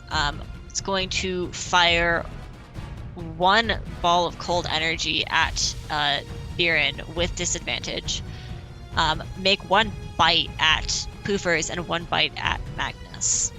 Magnus with disadvantage. Yeah. Does it look hurt at all, or does it look brand new, like fresh spring breeze? It looks like it has sustained damage. Okay. For sure. Wow. So, here's how those rolls went. For Biren, 1 in 17. So that cold ball of energy doesn't even go near you and damage the pillar in front of you. It just flies off into the corner. I get some of that cold ice and I put it into my mug. Okay. Against Poofers, also a 1. Yeah, it buddy. Jumps down and you just roll out of the way deftly. Despite being a cat in water, you feel like you found your sea legs. I swim, I'm fine. Swim like an alligator. Against Magnus, it was in total 26 and 19. So the 19, I believe, will hit you. Right? Okay. So that inflicts a total of 16 piercing damage as the jaws. Poofers rolls out of the way, some of the water freezes as the head crashes down towards you, and it slams into the eyes, blocking some of its damage. And that's reduced by 8. So you take Nice. 8 damage. Copy that, and then I'm gonna use my reaction and use Hellish Rebuke Okay. back to it, which is That fire is a damage. save on my part. Yeah, it's a Dex 15. I passed that with a 16. Okay. Amazingly. Half the damage, which is let's see, that would be 13, so halved. 13 halved. Okay, 6. Nice. All right. It is now one of these new creatures' turns. This one, to be precise, and this one is going to move over towards Poofers. Over here, it kind of like shambles over in this kind of like broken gate as it moves towards you, while being held together by this cold energy. And it conjures up what looks to be kind of like a large warhammer sort of shape and brings that down upon you with a 19. Yes. For a total of 10 bludgeoning damage. No, I'm sorry, not bludgeoning. It's I forgot I changed these stat blocks. It is a total of only 11 cold damage. Yes, 11 cold damage. It's all cold damage. It is all cold damage.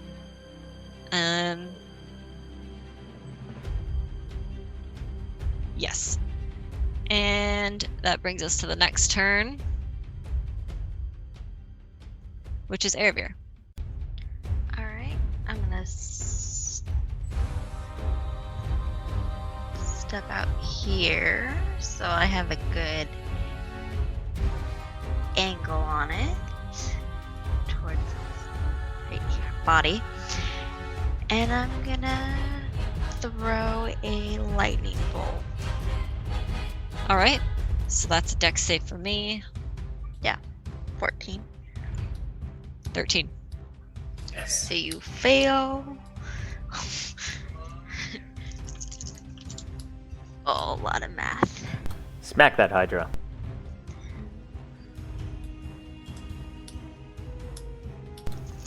Good news, I'm not hearing sorry, sorry, sorry. 34. Oh. Nice. All right, so you fire off a lightning bolt at this thing and obliterate one of its heads with a lightning bolt. Despite aiming at the chest, it seems like the damage kind of transfers upwards as one of the heads explodes, bringing him down to 6. And then I'm going to move back, and for my bonus action, recall my Radiant Blade. Okay, very nice. It is now 2 more of the creature's turns. This one, well, they're both going to move towards Area because she's the closest one. And they can both make I like it. how you're turning him. That's awesome. I don't know you can Yeah. rotate like that. He'll still walk over. Oh, hi. And they're each gonna do what they did with Poofers and conjure a sort of warhammer out of Colt to hit you with, which is a 21 and a 16. One would hit if I didn't throw my shield. They both don't hit. Well, I'm going to throw shield. He to said block one of them wouldn't. Oh, okay, so you're gonna throw a shield up Yeah. as your reaction. Okay. So the second one is blocked, but the first one makes it through with a total of. Well, wouldn't it not, because my AC bumps up 5 points? What's your AC normally? 17. Oh, I guess both hit.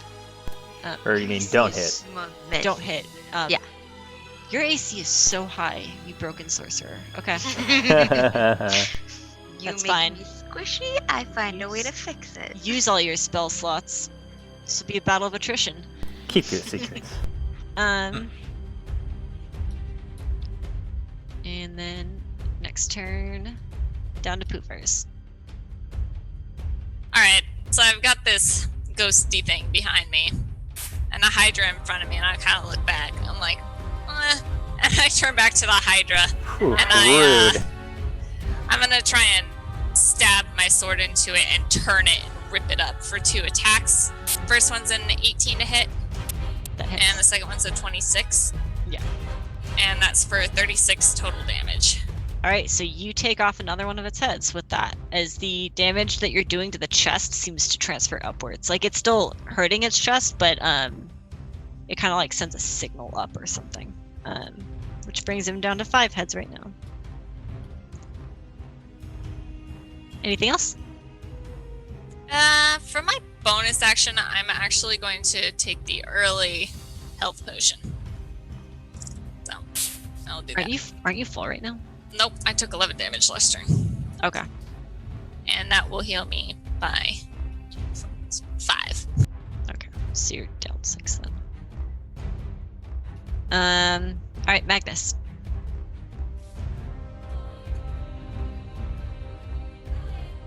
Just health potions ready. So what I want to do is I'm gonna get a little crazy here. For my action, I want to throw, like, I have lantern oil. Mm-hmm.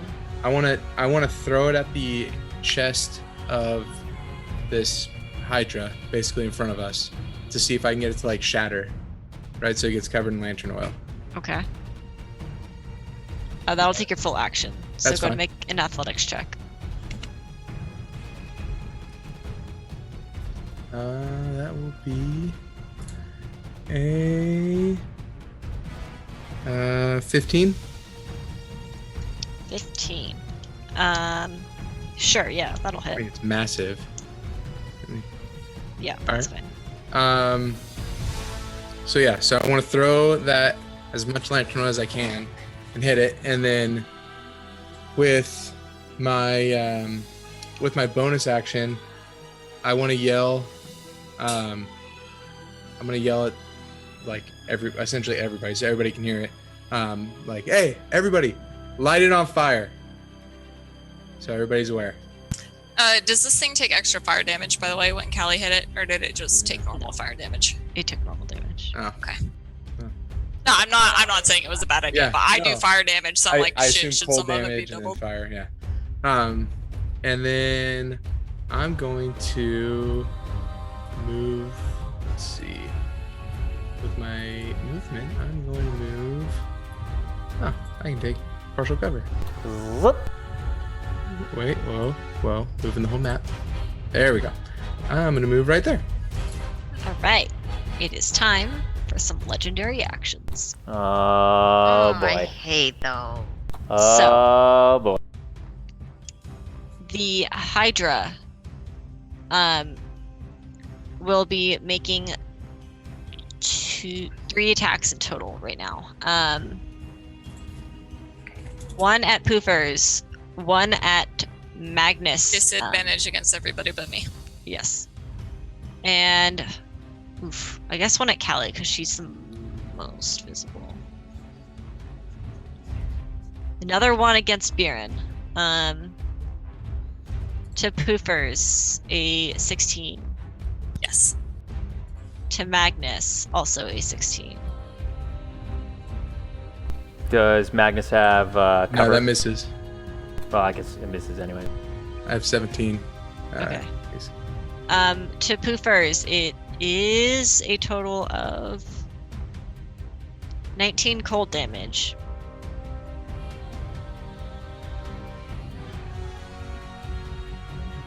Okay. Does my worm ring take off cold damage at all? No. I feel like I should take off 1 point of cold damage. It does not. In fact, it Magnus, inflicts you an you additional have point something of behind you. Alright. That was its first legendary action. It's Callie's turn. She's gonna throw off another chromatic orb because it's easy for me. A fire. Yes, and it also missed. So fun. And that brings us to Troy. Does Troy Okay. have fire? I don't, but didn't they say that the fire's not doing additional damage? I guess I No, could but make if we, It'll if still he do lights- damage. Yeah, if we Okay. light him on fire. Okay. Troy does have a tinderbox though. So You gotta run up and use it on him. No, can I light Yeah, run. can I light my arrows on fire before Yeah, I but it'll take your full action to light the arrows. Using a tinderbox is not fast. We got like fancy magic. Oh, I'm gonna Yeah, get you in a second. I have fire swords, so it's gonna light on fire if I hit it. Okay. All right. Fine. I'm gonna notch an arrow and shoot the first arrow at one of the little minions attacking Aravir Okay. for a 19 to hit, That does hit. and I'm doing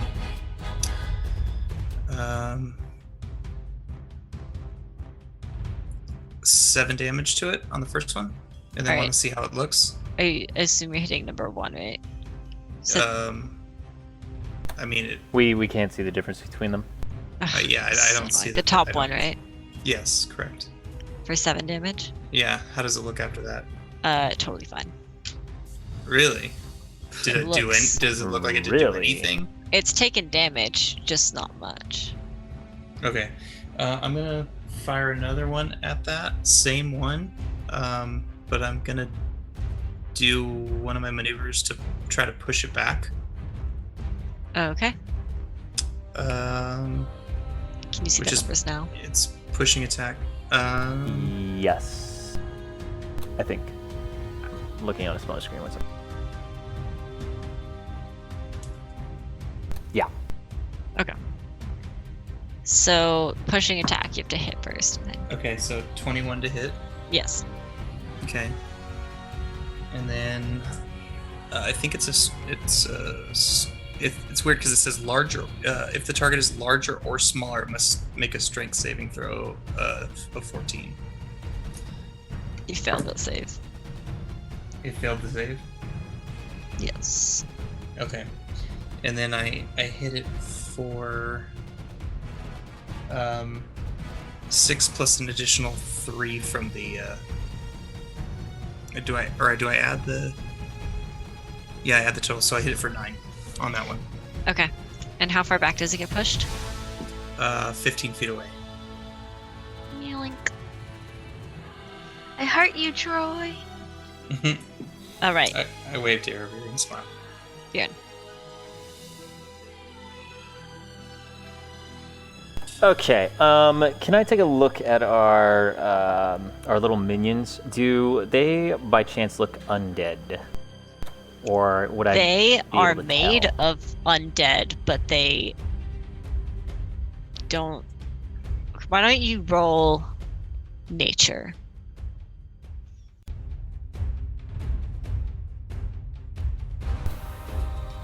Eight. Could be. They're made of bones.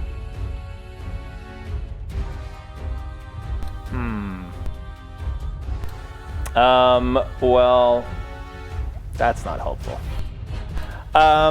Okay. Let's see here. 5, 10, 15, 20, 25, 30. I am going to go to the right of Aravir and get in the grill of the unfriendly Mr. Bones. All right, go ahead and move your token. Do you have? You should have the. You have your duplicate up, don't you? You should, yeah. I think you have access to the token. I have, sorry, mirror image was what I was intending. Okay. Yeah, I said the wrong thing earlier, but That's yeah, fine. mirror image. So I go up to it, and I am gonna get up in it, and I'm gonna use a level 2 inflict wounds on it. Okay. Hell yeah. That is a 26. Bam. Let me Pow pow. get my dice off of this real quick.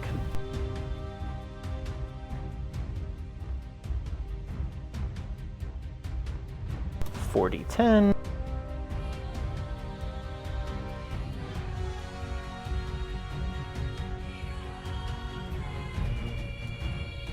Let's see here. 12. Ooh, that was a good one. 21, 23, 24. 24 damage. Nice. Nice. On number 2. Yes. And then that was all my movement, so I'm staying there. What and, kind of damage is it? necrotic. And then Dr. Ink over in front of the Hydra next to Poofers is going to take a whack at the other Mr. Bones. All right. That one's number 3, by the way. Number 3. Yeah. That's a 19 hit. That Is hits. Dr. Ink actually full of beer when he smashes stuff, so it's like sloshing around all over the place? Oh, please. Yes. And Okay, it's Poofers leans back and goes, ah. I thought it was like one of those, like, you know, the baby bottles that look like they have milk in it, and it's just like the water's, or the liquid is in the, it's like the toy one. glass. Yeah. The, like, fake feel. yeah. That's definitely. That's 11 damage. Bludgeoning. Nice. And that'll end my turn. All right. Back to the top. Next turn. All right. The Hydra lets out another roar as 4 more heads grow to replace the 2 lost, for a total of 9 heads right now. What does the Hydra look in general? He looks like he sustained damage, but he's still going. Well, like, sustained a lot of damage, or did he has a look like he skin stubbed his knee. toe? He looks like he has sustained significant damage, but is not necessarily close to Gotcha. bloodied yet. He's going to make 5 attacks. Woo! One at Kelly, 1 at Troy, 1 at Bjorn because he's a little bit more visible, 1 at Poofers, and 1 at Magnus. All of the attacks, except for that against poofers, are made with disadvantage and are magical. So that's going to be 9 dice in total. Okay. Against Callie, actually misses amazingly. Her AC is very Callie. low.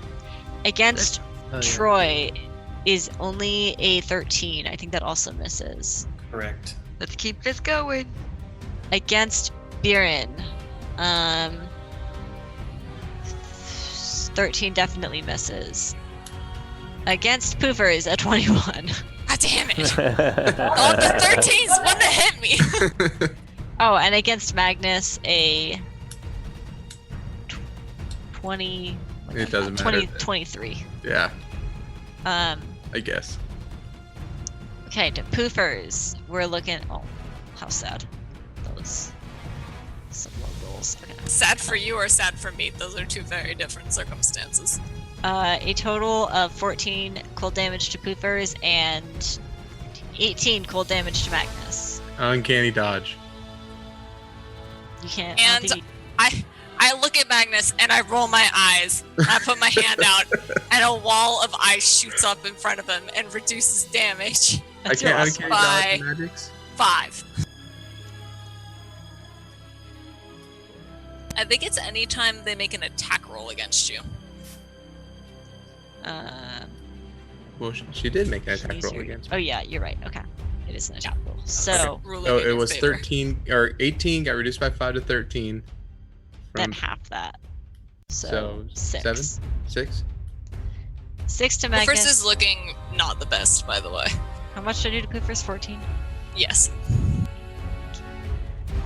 All right, and after that, it regrows its head. It's 4 new heads and regains some vitality. And as that is happening, it rears into the air, suspending itself on its hind legs before coming down with a crash. Poofers, I need a dex save. This is a scene threat, seeing as it's massive. Yes. That was a base 9. Okay, so you roll out of the way from its feet and manage to keep your ground. But you hear deep from within the back of the cave a very large rumbling. Yes, that's it for now. This is Okay. the baby. Oh, God. The one behind you is going to take another swipe at you with a conjured warhammer. Poofers. That was only a 3, so almost. Yeah. Okay, Airveer. Oh, sorry. How's Poofers looking? She coughs up a little bit of blood, but she's not on her knees or anything, so. Okay.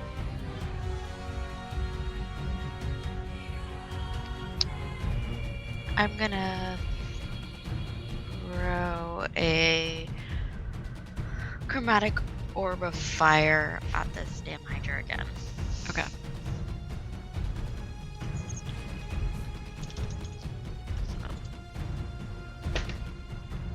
19 to hit.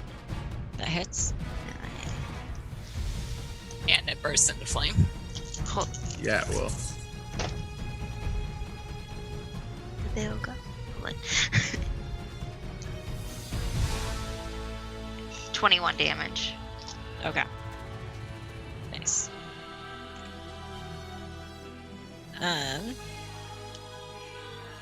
Brings us to the other creatures. One's gonna take a swipe at Biren, and the one that got pushed is gonna make a bold move and walk forward again. It's Bold. big guy's on fire, right? Because he hasn't been hit with fire yet, has he? Yeah, the crab. He I just just got hit it hit with with Oh, fire. he just got hit. Chromatic orb I'm of fire. sorry. I'm doing a lot of things on my side. He does start to burn, but it's not like he's consumed with flames. He's very large, and you threw 1 bottle of oil at him. It's not like his whole body's going to go up. But he will take some sustained damage on his turn. I'll even add a burning tag to him. Yeah, you put that tag on there. Wasted a whole action. I mean, he's really big. The first one definitely misses Biren. The second one was a nat 20. Ba-ba-ba-wah. Okay. Yeah. And I have my mirror image up, which there are 3 duplicates. I have to roll a 6 or higher, and the attack will go to one of my duplicates. Okay. That is higher than 6. Okay. Go ahead. That duplicate is absolutely obliterated with a lot of damage. Oh. Oh, that is good you had him around. That was a good call. Alright. Continue. To Poofers. It is my turn. All right, Hydra, it's time for you to go down, hopefully before your mom gets here, because she's going to be angry. All right, so I am going to flip forward and do a downward slash into the chest of this thing, and then as I stand up, I'm going to pull it upwards. The first one was a 17. The 17 matches, so it hits. Okay, and the next one was an 18, and the total damage comes out to 31. Okay, that chops a head, or rather... And for my bonus action, one. I'm going to take my last health potion. So now it's down to 8 heads. She takes a health potion. What is your HP at right now? It's going to go up to 40. Okay. I'm trying to keep the tracker accurate. I don't know how good of a job I'm doing. Oh, actually, you know what you can do in this? I don't know. Do you have the initiative thing open? Oh yeah, I can apply damage to people. You can apply damage and healing to friendly characters. Oh, and you can try and apply damage to enemies. So next time, like, if you click it and then enter a value, you can propose it and then I can take it. Magnus, your turn. Alright, I see this thing burning, I'm like, screw it. Stand by.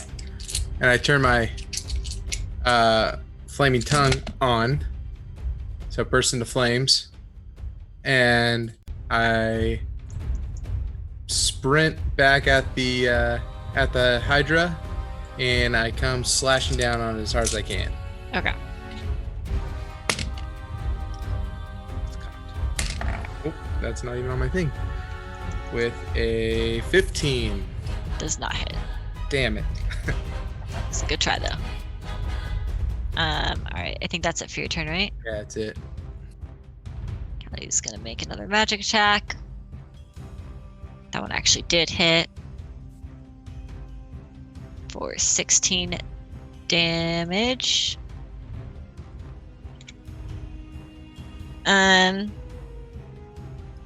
Alright, Troy. Between the little bone minions 1 and 2, which one's looking worse? I'm sorry, could you repeat that? I didn't hear you. Between 1 and 2, the bone minions. Yeah, number 2 looks worse. Number 2 looks worse. Yeah. Okay. First, just a shot at number 2 for a 20 to hit, and doing 9 damage to it. All right. And then, how does it look now? It looks very almost dead. Okay, same thing to number 2 again. Second arrow. 17 to hit That hits. and 10 damage. Okay, so this one is down. Okay. Would my bow proc on that, giving my 2d6 temp hit points because it's imbued with the, I forget what it is when you hit a creature with the bow. Does that count for that? Let me check. Okay, that's not. I'm gonna use something after his turn's done. Viewing the individual when you hit with a melee attack, but change that. It says when you reduce the target to 0 hit points, so yes, you do. Okay, so that's 2d6. That's well, that's gonna grant me 4 temp hit points. And then I'm gonna use my bonus action, and do a rally for poofers,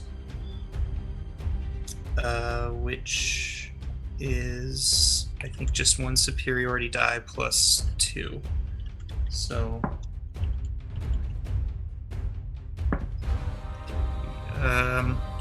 5 temp hit points for poofers. Thank you. Okay. Okay, now I'm going to use my reaction for something different this time. As number 2 starts to go down, I am going to point my hand at it, and you see like a little swirl of flame engulf my arm and shoot out to this. You cut out to what? God, I hate that when you alt-tab. So, I don't know what you guys heard, but I point at this creature and flame swirls around my arm and shoots out toward the dying creature. And it is actually going to, before it goes down, make one attack against the one next to it, so number 1.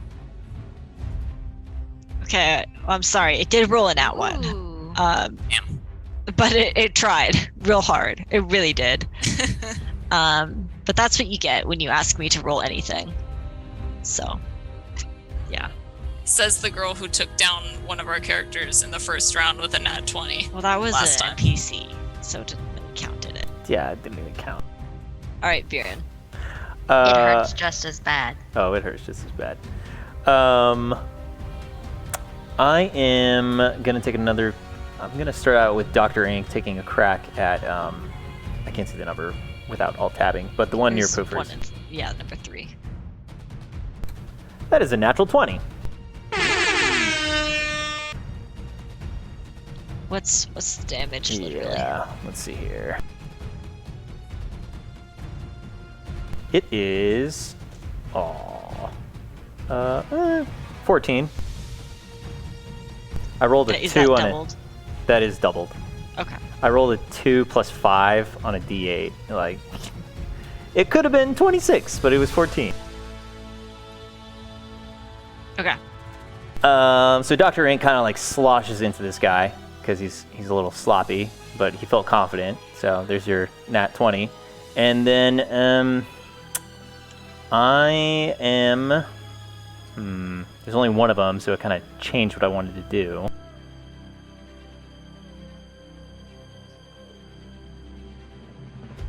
I'm gonna give this thing a level 3 inflict wounds. So I'm gonna grab this thing, and a bunch of flowers are gonna shoot up all over it. Cold flowers. That is a 17. That hits.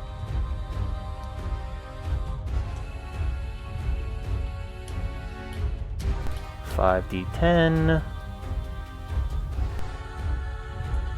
Oh, I think it's gonna be a good one. Could have been worse. 31. Oh, 31 damage? 31 damage. Yeah, that thing's down. Oh, show. Cool.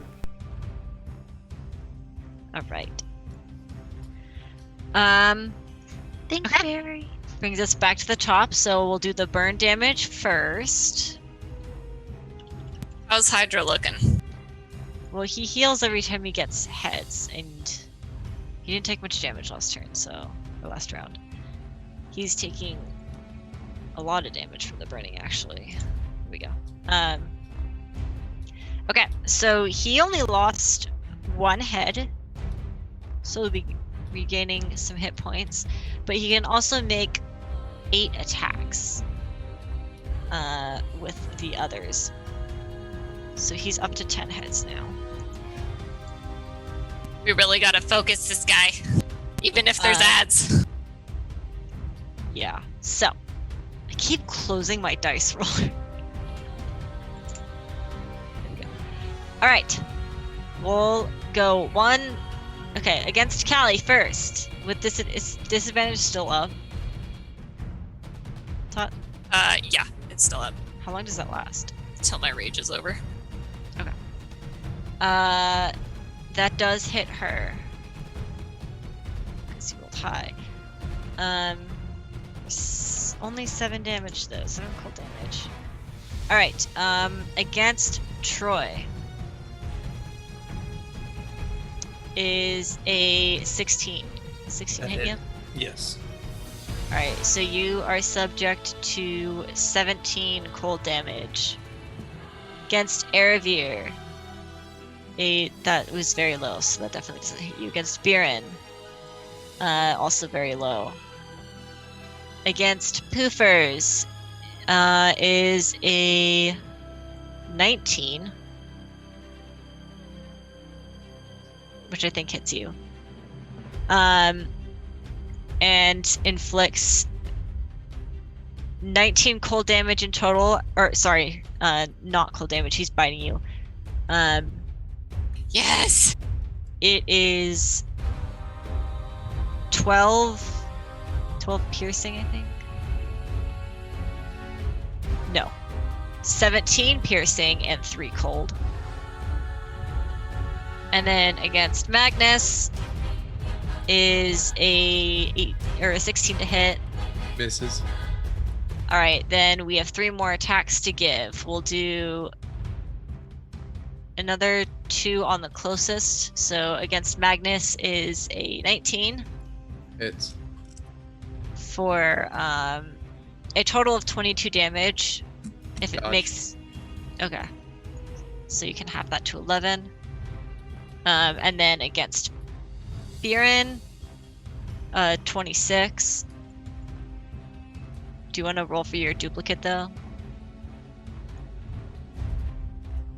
He's not here. One sec. You used to roll a 6 or higher, I think. Yeah, I tried to apply damage to myself, but it did not change. Oh yeah, I have Same- to accept same. it. Don't worry, I'm doing it. Sorry, Biren was needed. I may have messed up Magnus. I can't tell. I need to know if I hit your duplicate or not. You think you have 1 more, right? I have 2 more. What did you roll? 26. Ah, damn. My AC is 23 right now. I need to roll an 8 or higher. That was definitely higher than 8. Okay. So that So- hits my duplicate.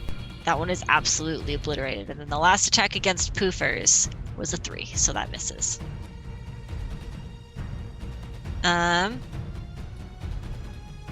Okay. And this rumbling that you heard earlier, you are finally able to spot its source as an enormous tidal wave approaches from behind the Hydra. Caused by its smash down into the ground, and it is barreling toward you at speeds unbelievable. It is about to crash into this entire cavern, so I need everyone to make a dexterity saving throw. Yes, it is a seen threat. Natural 20. That is an 18. The DC is going to be 16, by the way, so just keep track of whether you succeeded or failed.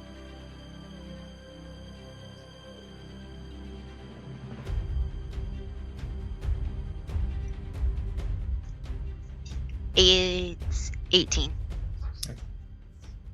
I failed. Okay. If you failed, you'll, as this tidal wave approaches and consumes the entire cave, you'll be knocked prone if you failed, and you will be taking a total of 47 bludgeoning damage. What? If you succeeded, it is half of that. Oh god. Cally's down. 47? So We're not prone if we succeeded, right? That is true. Callie is super down. I'm How much down. bludgeoning damage was it? 23. It was 47 if you failed, and so if you succeeded, it'll be 23. Troy's Magnus is down.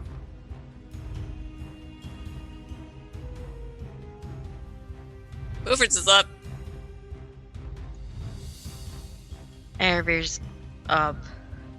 We need to get out.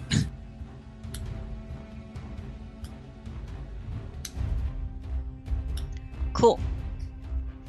That ends its turn. This one is still up.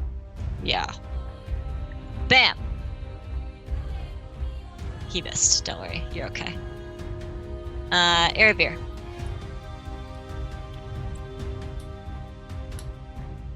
I'm gonna do a prayer of healing. Everybody gets plus 20 within.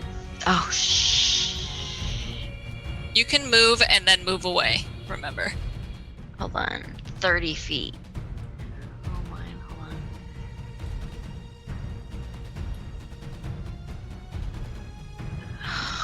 I would, Damn it. yeah, just like get around there. Just move in, cast it, and then Misty step out.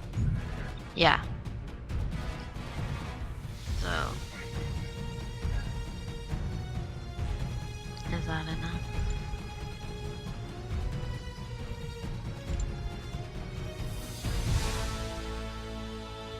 I think you can reach everybody there. 30 feet. Okay, there we go. About where I am. So then everyone gets 20 HP. And then I'm Is it- Misty Is it temp HP or full HP? full HP. Okay. It's a prayer feeling. So that brings Callie up. Can I get everyone's HP right now, please? And How much? Did 43. You added 20. Add 20. 20. I have 35. Troy has 20. That Same with Magnus. that I have 35. was a big play. Start using those bonus action drinking potions, kids. Magnus is at 20. Okay. That was pretty big. All right. 34.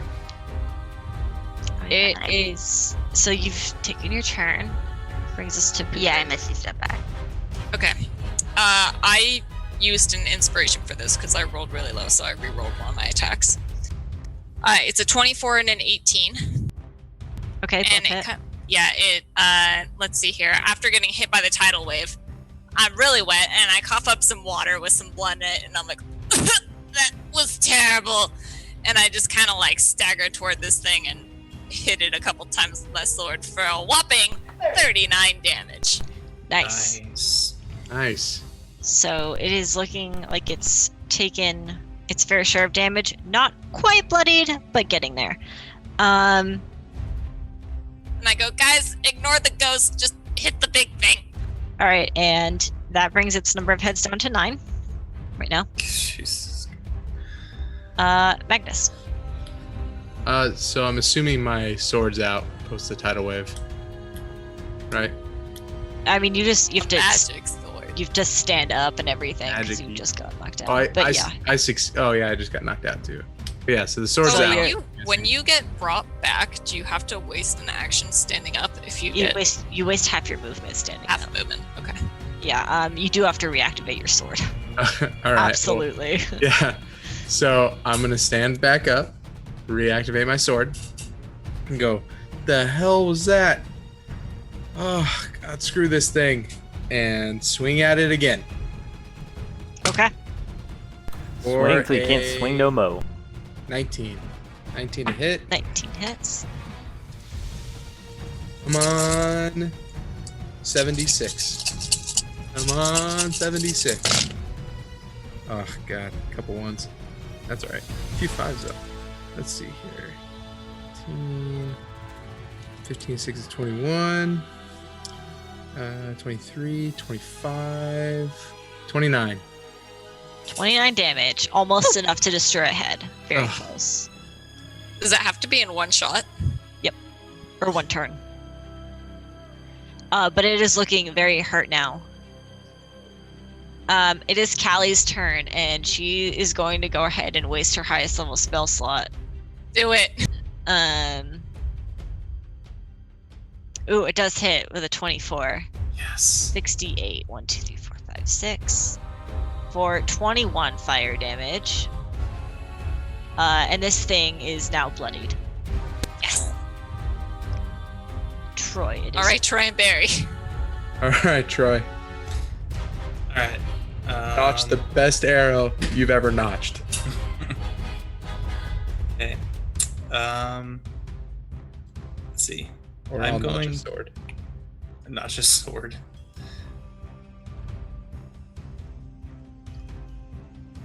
All right. I'm gonna notch 2 arrows and fire both at him.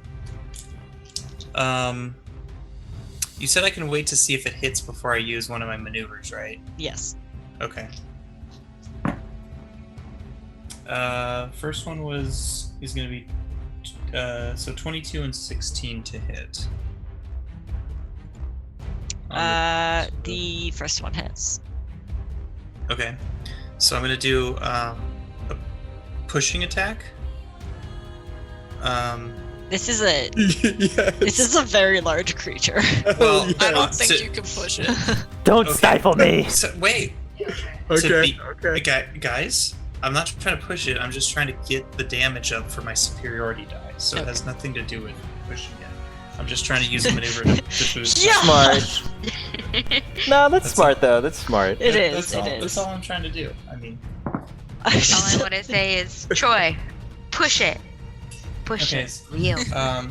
so that means I hit it for 12 on that one, Okay. and then I'm gonna action surge, and I can take 2 more hits. Do So Oh, good. for a 19 and a 15 15 does to not hit. hit. Yeah, so 19 hits. Okay, I'm gonna Right do at the damage gods. I'm gonna do the same thing with another pushing attack for my for my 5th, and hit it for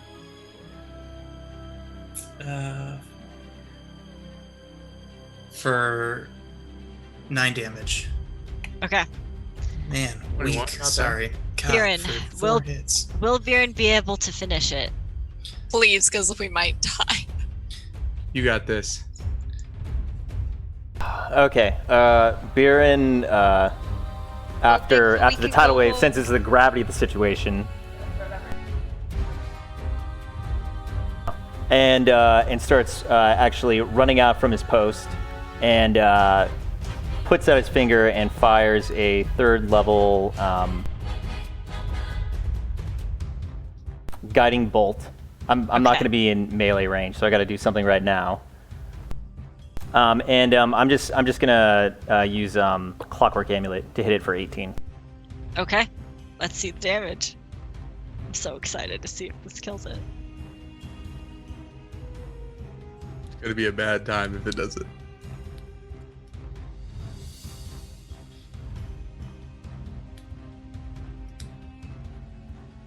Oh man, it's not the greatest, but whoever goes, it's 21. It has 2 HP. Oh no! So, hang on. Hang on. Dr. Ink. Dr. Dr. Ink.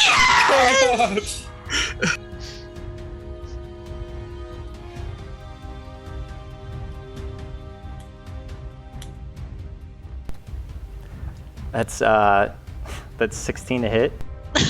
17. Oh All my right. God. 9 heads get to attack. All right. Please apply damage to yourselves in the thing, and I have to click approve, so we'll do it at the end, okay? So, against Callie, still with disadvantage. That hits. For 14 damage. She's still up. Okay. That's 1. Against Troy, that was a 2, so that definitely misses. Eravir, that was a 4, that definitely misses. Viren dropped a nat 20. Poofers, that was a 23, so that will hit That you. doesn't hit me. That does not hit you. It does, I think. No, it definitely hits me. Amanda's all excited. My AC is like 14.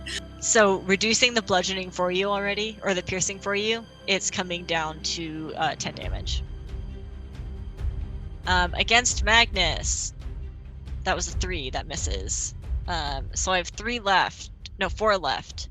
Let's just do it against. Oh, let's see. Let's do it against everyone except Poofers, just for fun. That was a 1 against Troy. A 16 against Eravir. Does that hit you? Nope. 10 against this disadvantage, Tatiana. Come on. And a 17 against Magnus. That matches. All right, so Magnus takes. Oh, I almost rolled max. I don't even care. Uncanny dodge. So you're gonna with uncanny dodge, you're taking 11 damage. Yeah. I think. Let's see. The thing behind Poofers gets to attack her once with a 16. And this is cold damage. So that actually came out to he hit hard. That was 22 cold damage. Erebir, you gonna end this? So, I pre-rolled 18 to hit. Yeah. I'm gonna chromatic orb him Okay. with 12 damage. What kind of chromatic orb? We are gonna send him a nice little special chromatic orb of lightning. Okay. So you fire off this chromatic orb and it hits it square in the chest, and you see this thing start to, it was already bleeding profusely. It starts to writhe and scream and roar. It's thrashing around in the water. And I need the people in melee range, which would include Bjorn, to make a dexterity save, please. Sorry. Is it a scene threat? Yes. This would have Sorry. happened anyways. It doesn't matter how it died. 12. Okay. 15. 16. Alright. Right. Bjorn and Poofers both failed Magnus' match, so he's okay. That's 11 bludgeoning damage as it's smashing its feet around and thrashing its heads around. Before it falls to the, or excuse me, not before it falls to the ground. So this chromatic orb of lightning like hits it in the chest and is sending it flying, and you see it's like continuing to spin with this lightning energy as it embeds itself deeper into this creature's chest before it starts to turn from like this yellowish energy into like a light blue. And then it it like transforms elements into cold. It is a like swirling vortex of snow and water. And the creature itself begins being pulled into this, like its flesh is disintegrating into little bits of snow, and this chromatic orb gets bigger and bigger, and then once the creature itself is entirely pulled into it and it's kind of like reached critical mass, it kind of explodes into a little shower of snow that rains down inside the cave. And you hear a clatter. A clatter. Mine. Dude! You already have one. I called dibs While first. they're fighting, I run and go see if I can find whatever that Oh, clap I'm is. searching for it too. Okay, you guys, I'm not. Do you really want to roll off for this? Yes. I'm Misty stepping up and then running. No, I've sleight of hand. Erebir has a very big disadvantage here. They're already there. I need both Poofers and Magnus to make an investigation check, please. Investigation also- roll off. This creature also just disappears. Yeah, I was like, Almost we still have a guy here. This is awkward Hey. turtle. Do it Oh, with Magnus, you're not gonna disadvantage. like this at all. Never mind. Just investigation, right? Yes. Oh, that's great. Still natural one. Oh, because I beat you with a nat 20. I got it. Poofers is just like, and you got it. It is a crystal or a gem, excuse me, just like the one you already have, except this one is blue. I put it in my mouth. It tastes like rock. Good, I keep it there like a chipmunk. Nobody's getting this thing. I'll trade you my gray one for your blue one. No, I like this one. I like this one. It feels a little cold in your mouth, like you're chewing on an ice cube. That's okay. I like the cold. She's also a Alright. little warm because she has my ring. We can end it here and pick up in this cave next time, unless you guys want to keep playing. That I- sounds It is- good. We could pick up in the We cave could next pick time. up. Yeah. That's all I got. That was We fun. almost died No. again. Yeah. A few times. Well, Erebir saved the day on that one That for was sure. huge. That was very clutch. so my guiding bolt gives me advantage. So I was doing that to set up Dr. Ink if I failed, and I rolled with advantage, and I still didn't get it with a +8. That was brutal. You guys lived, you're fine. Yeah. Okay. Thanks for watching, guys. Thanks for following, and we'll be back next Friday. See you then. Thanks, guys. Bye, guys. Have a good week.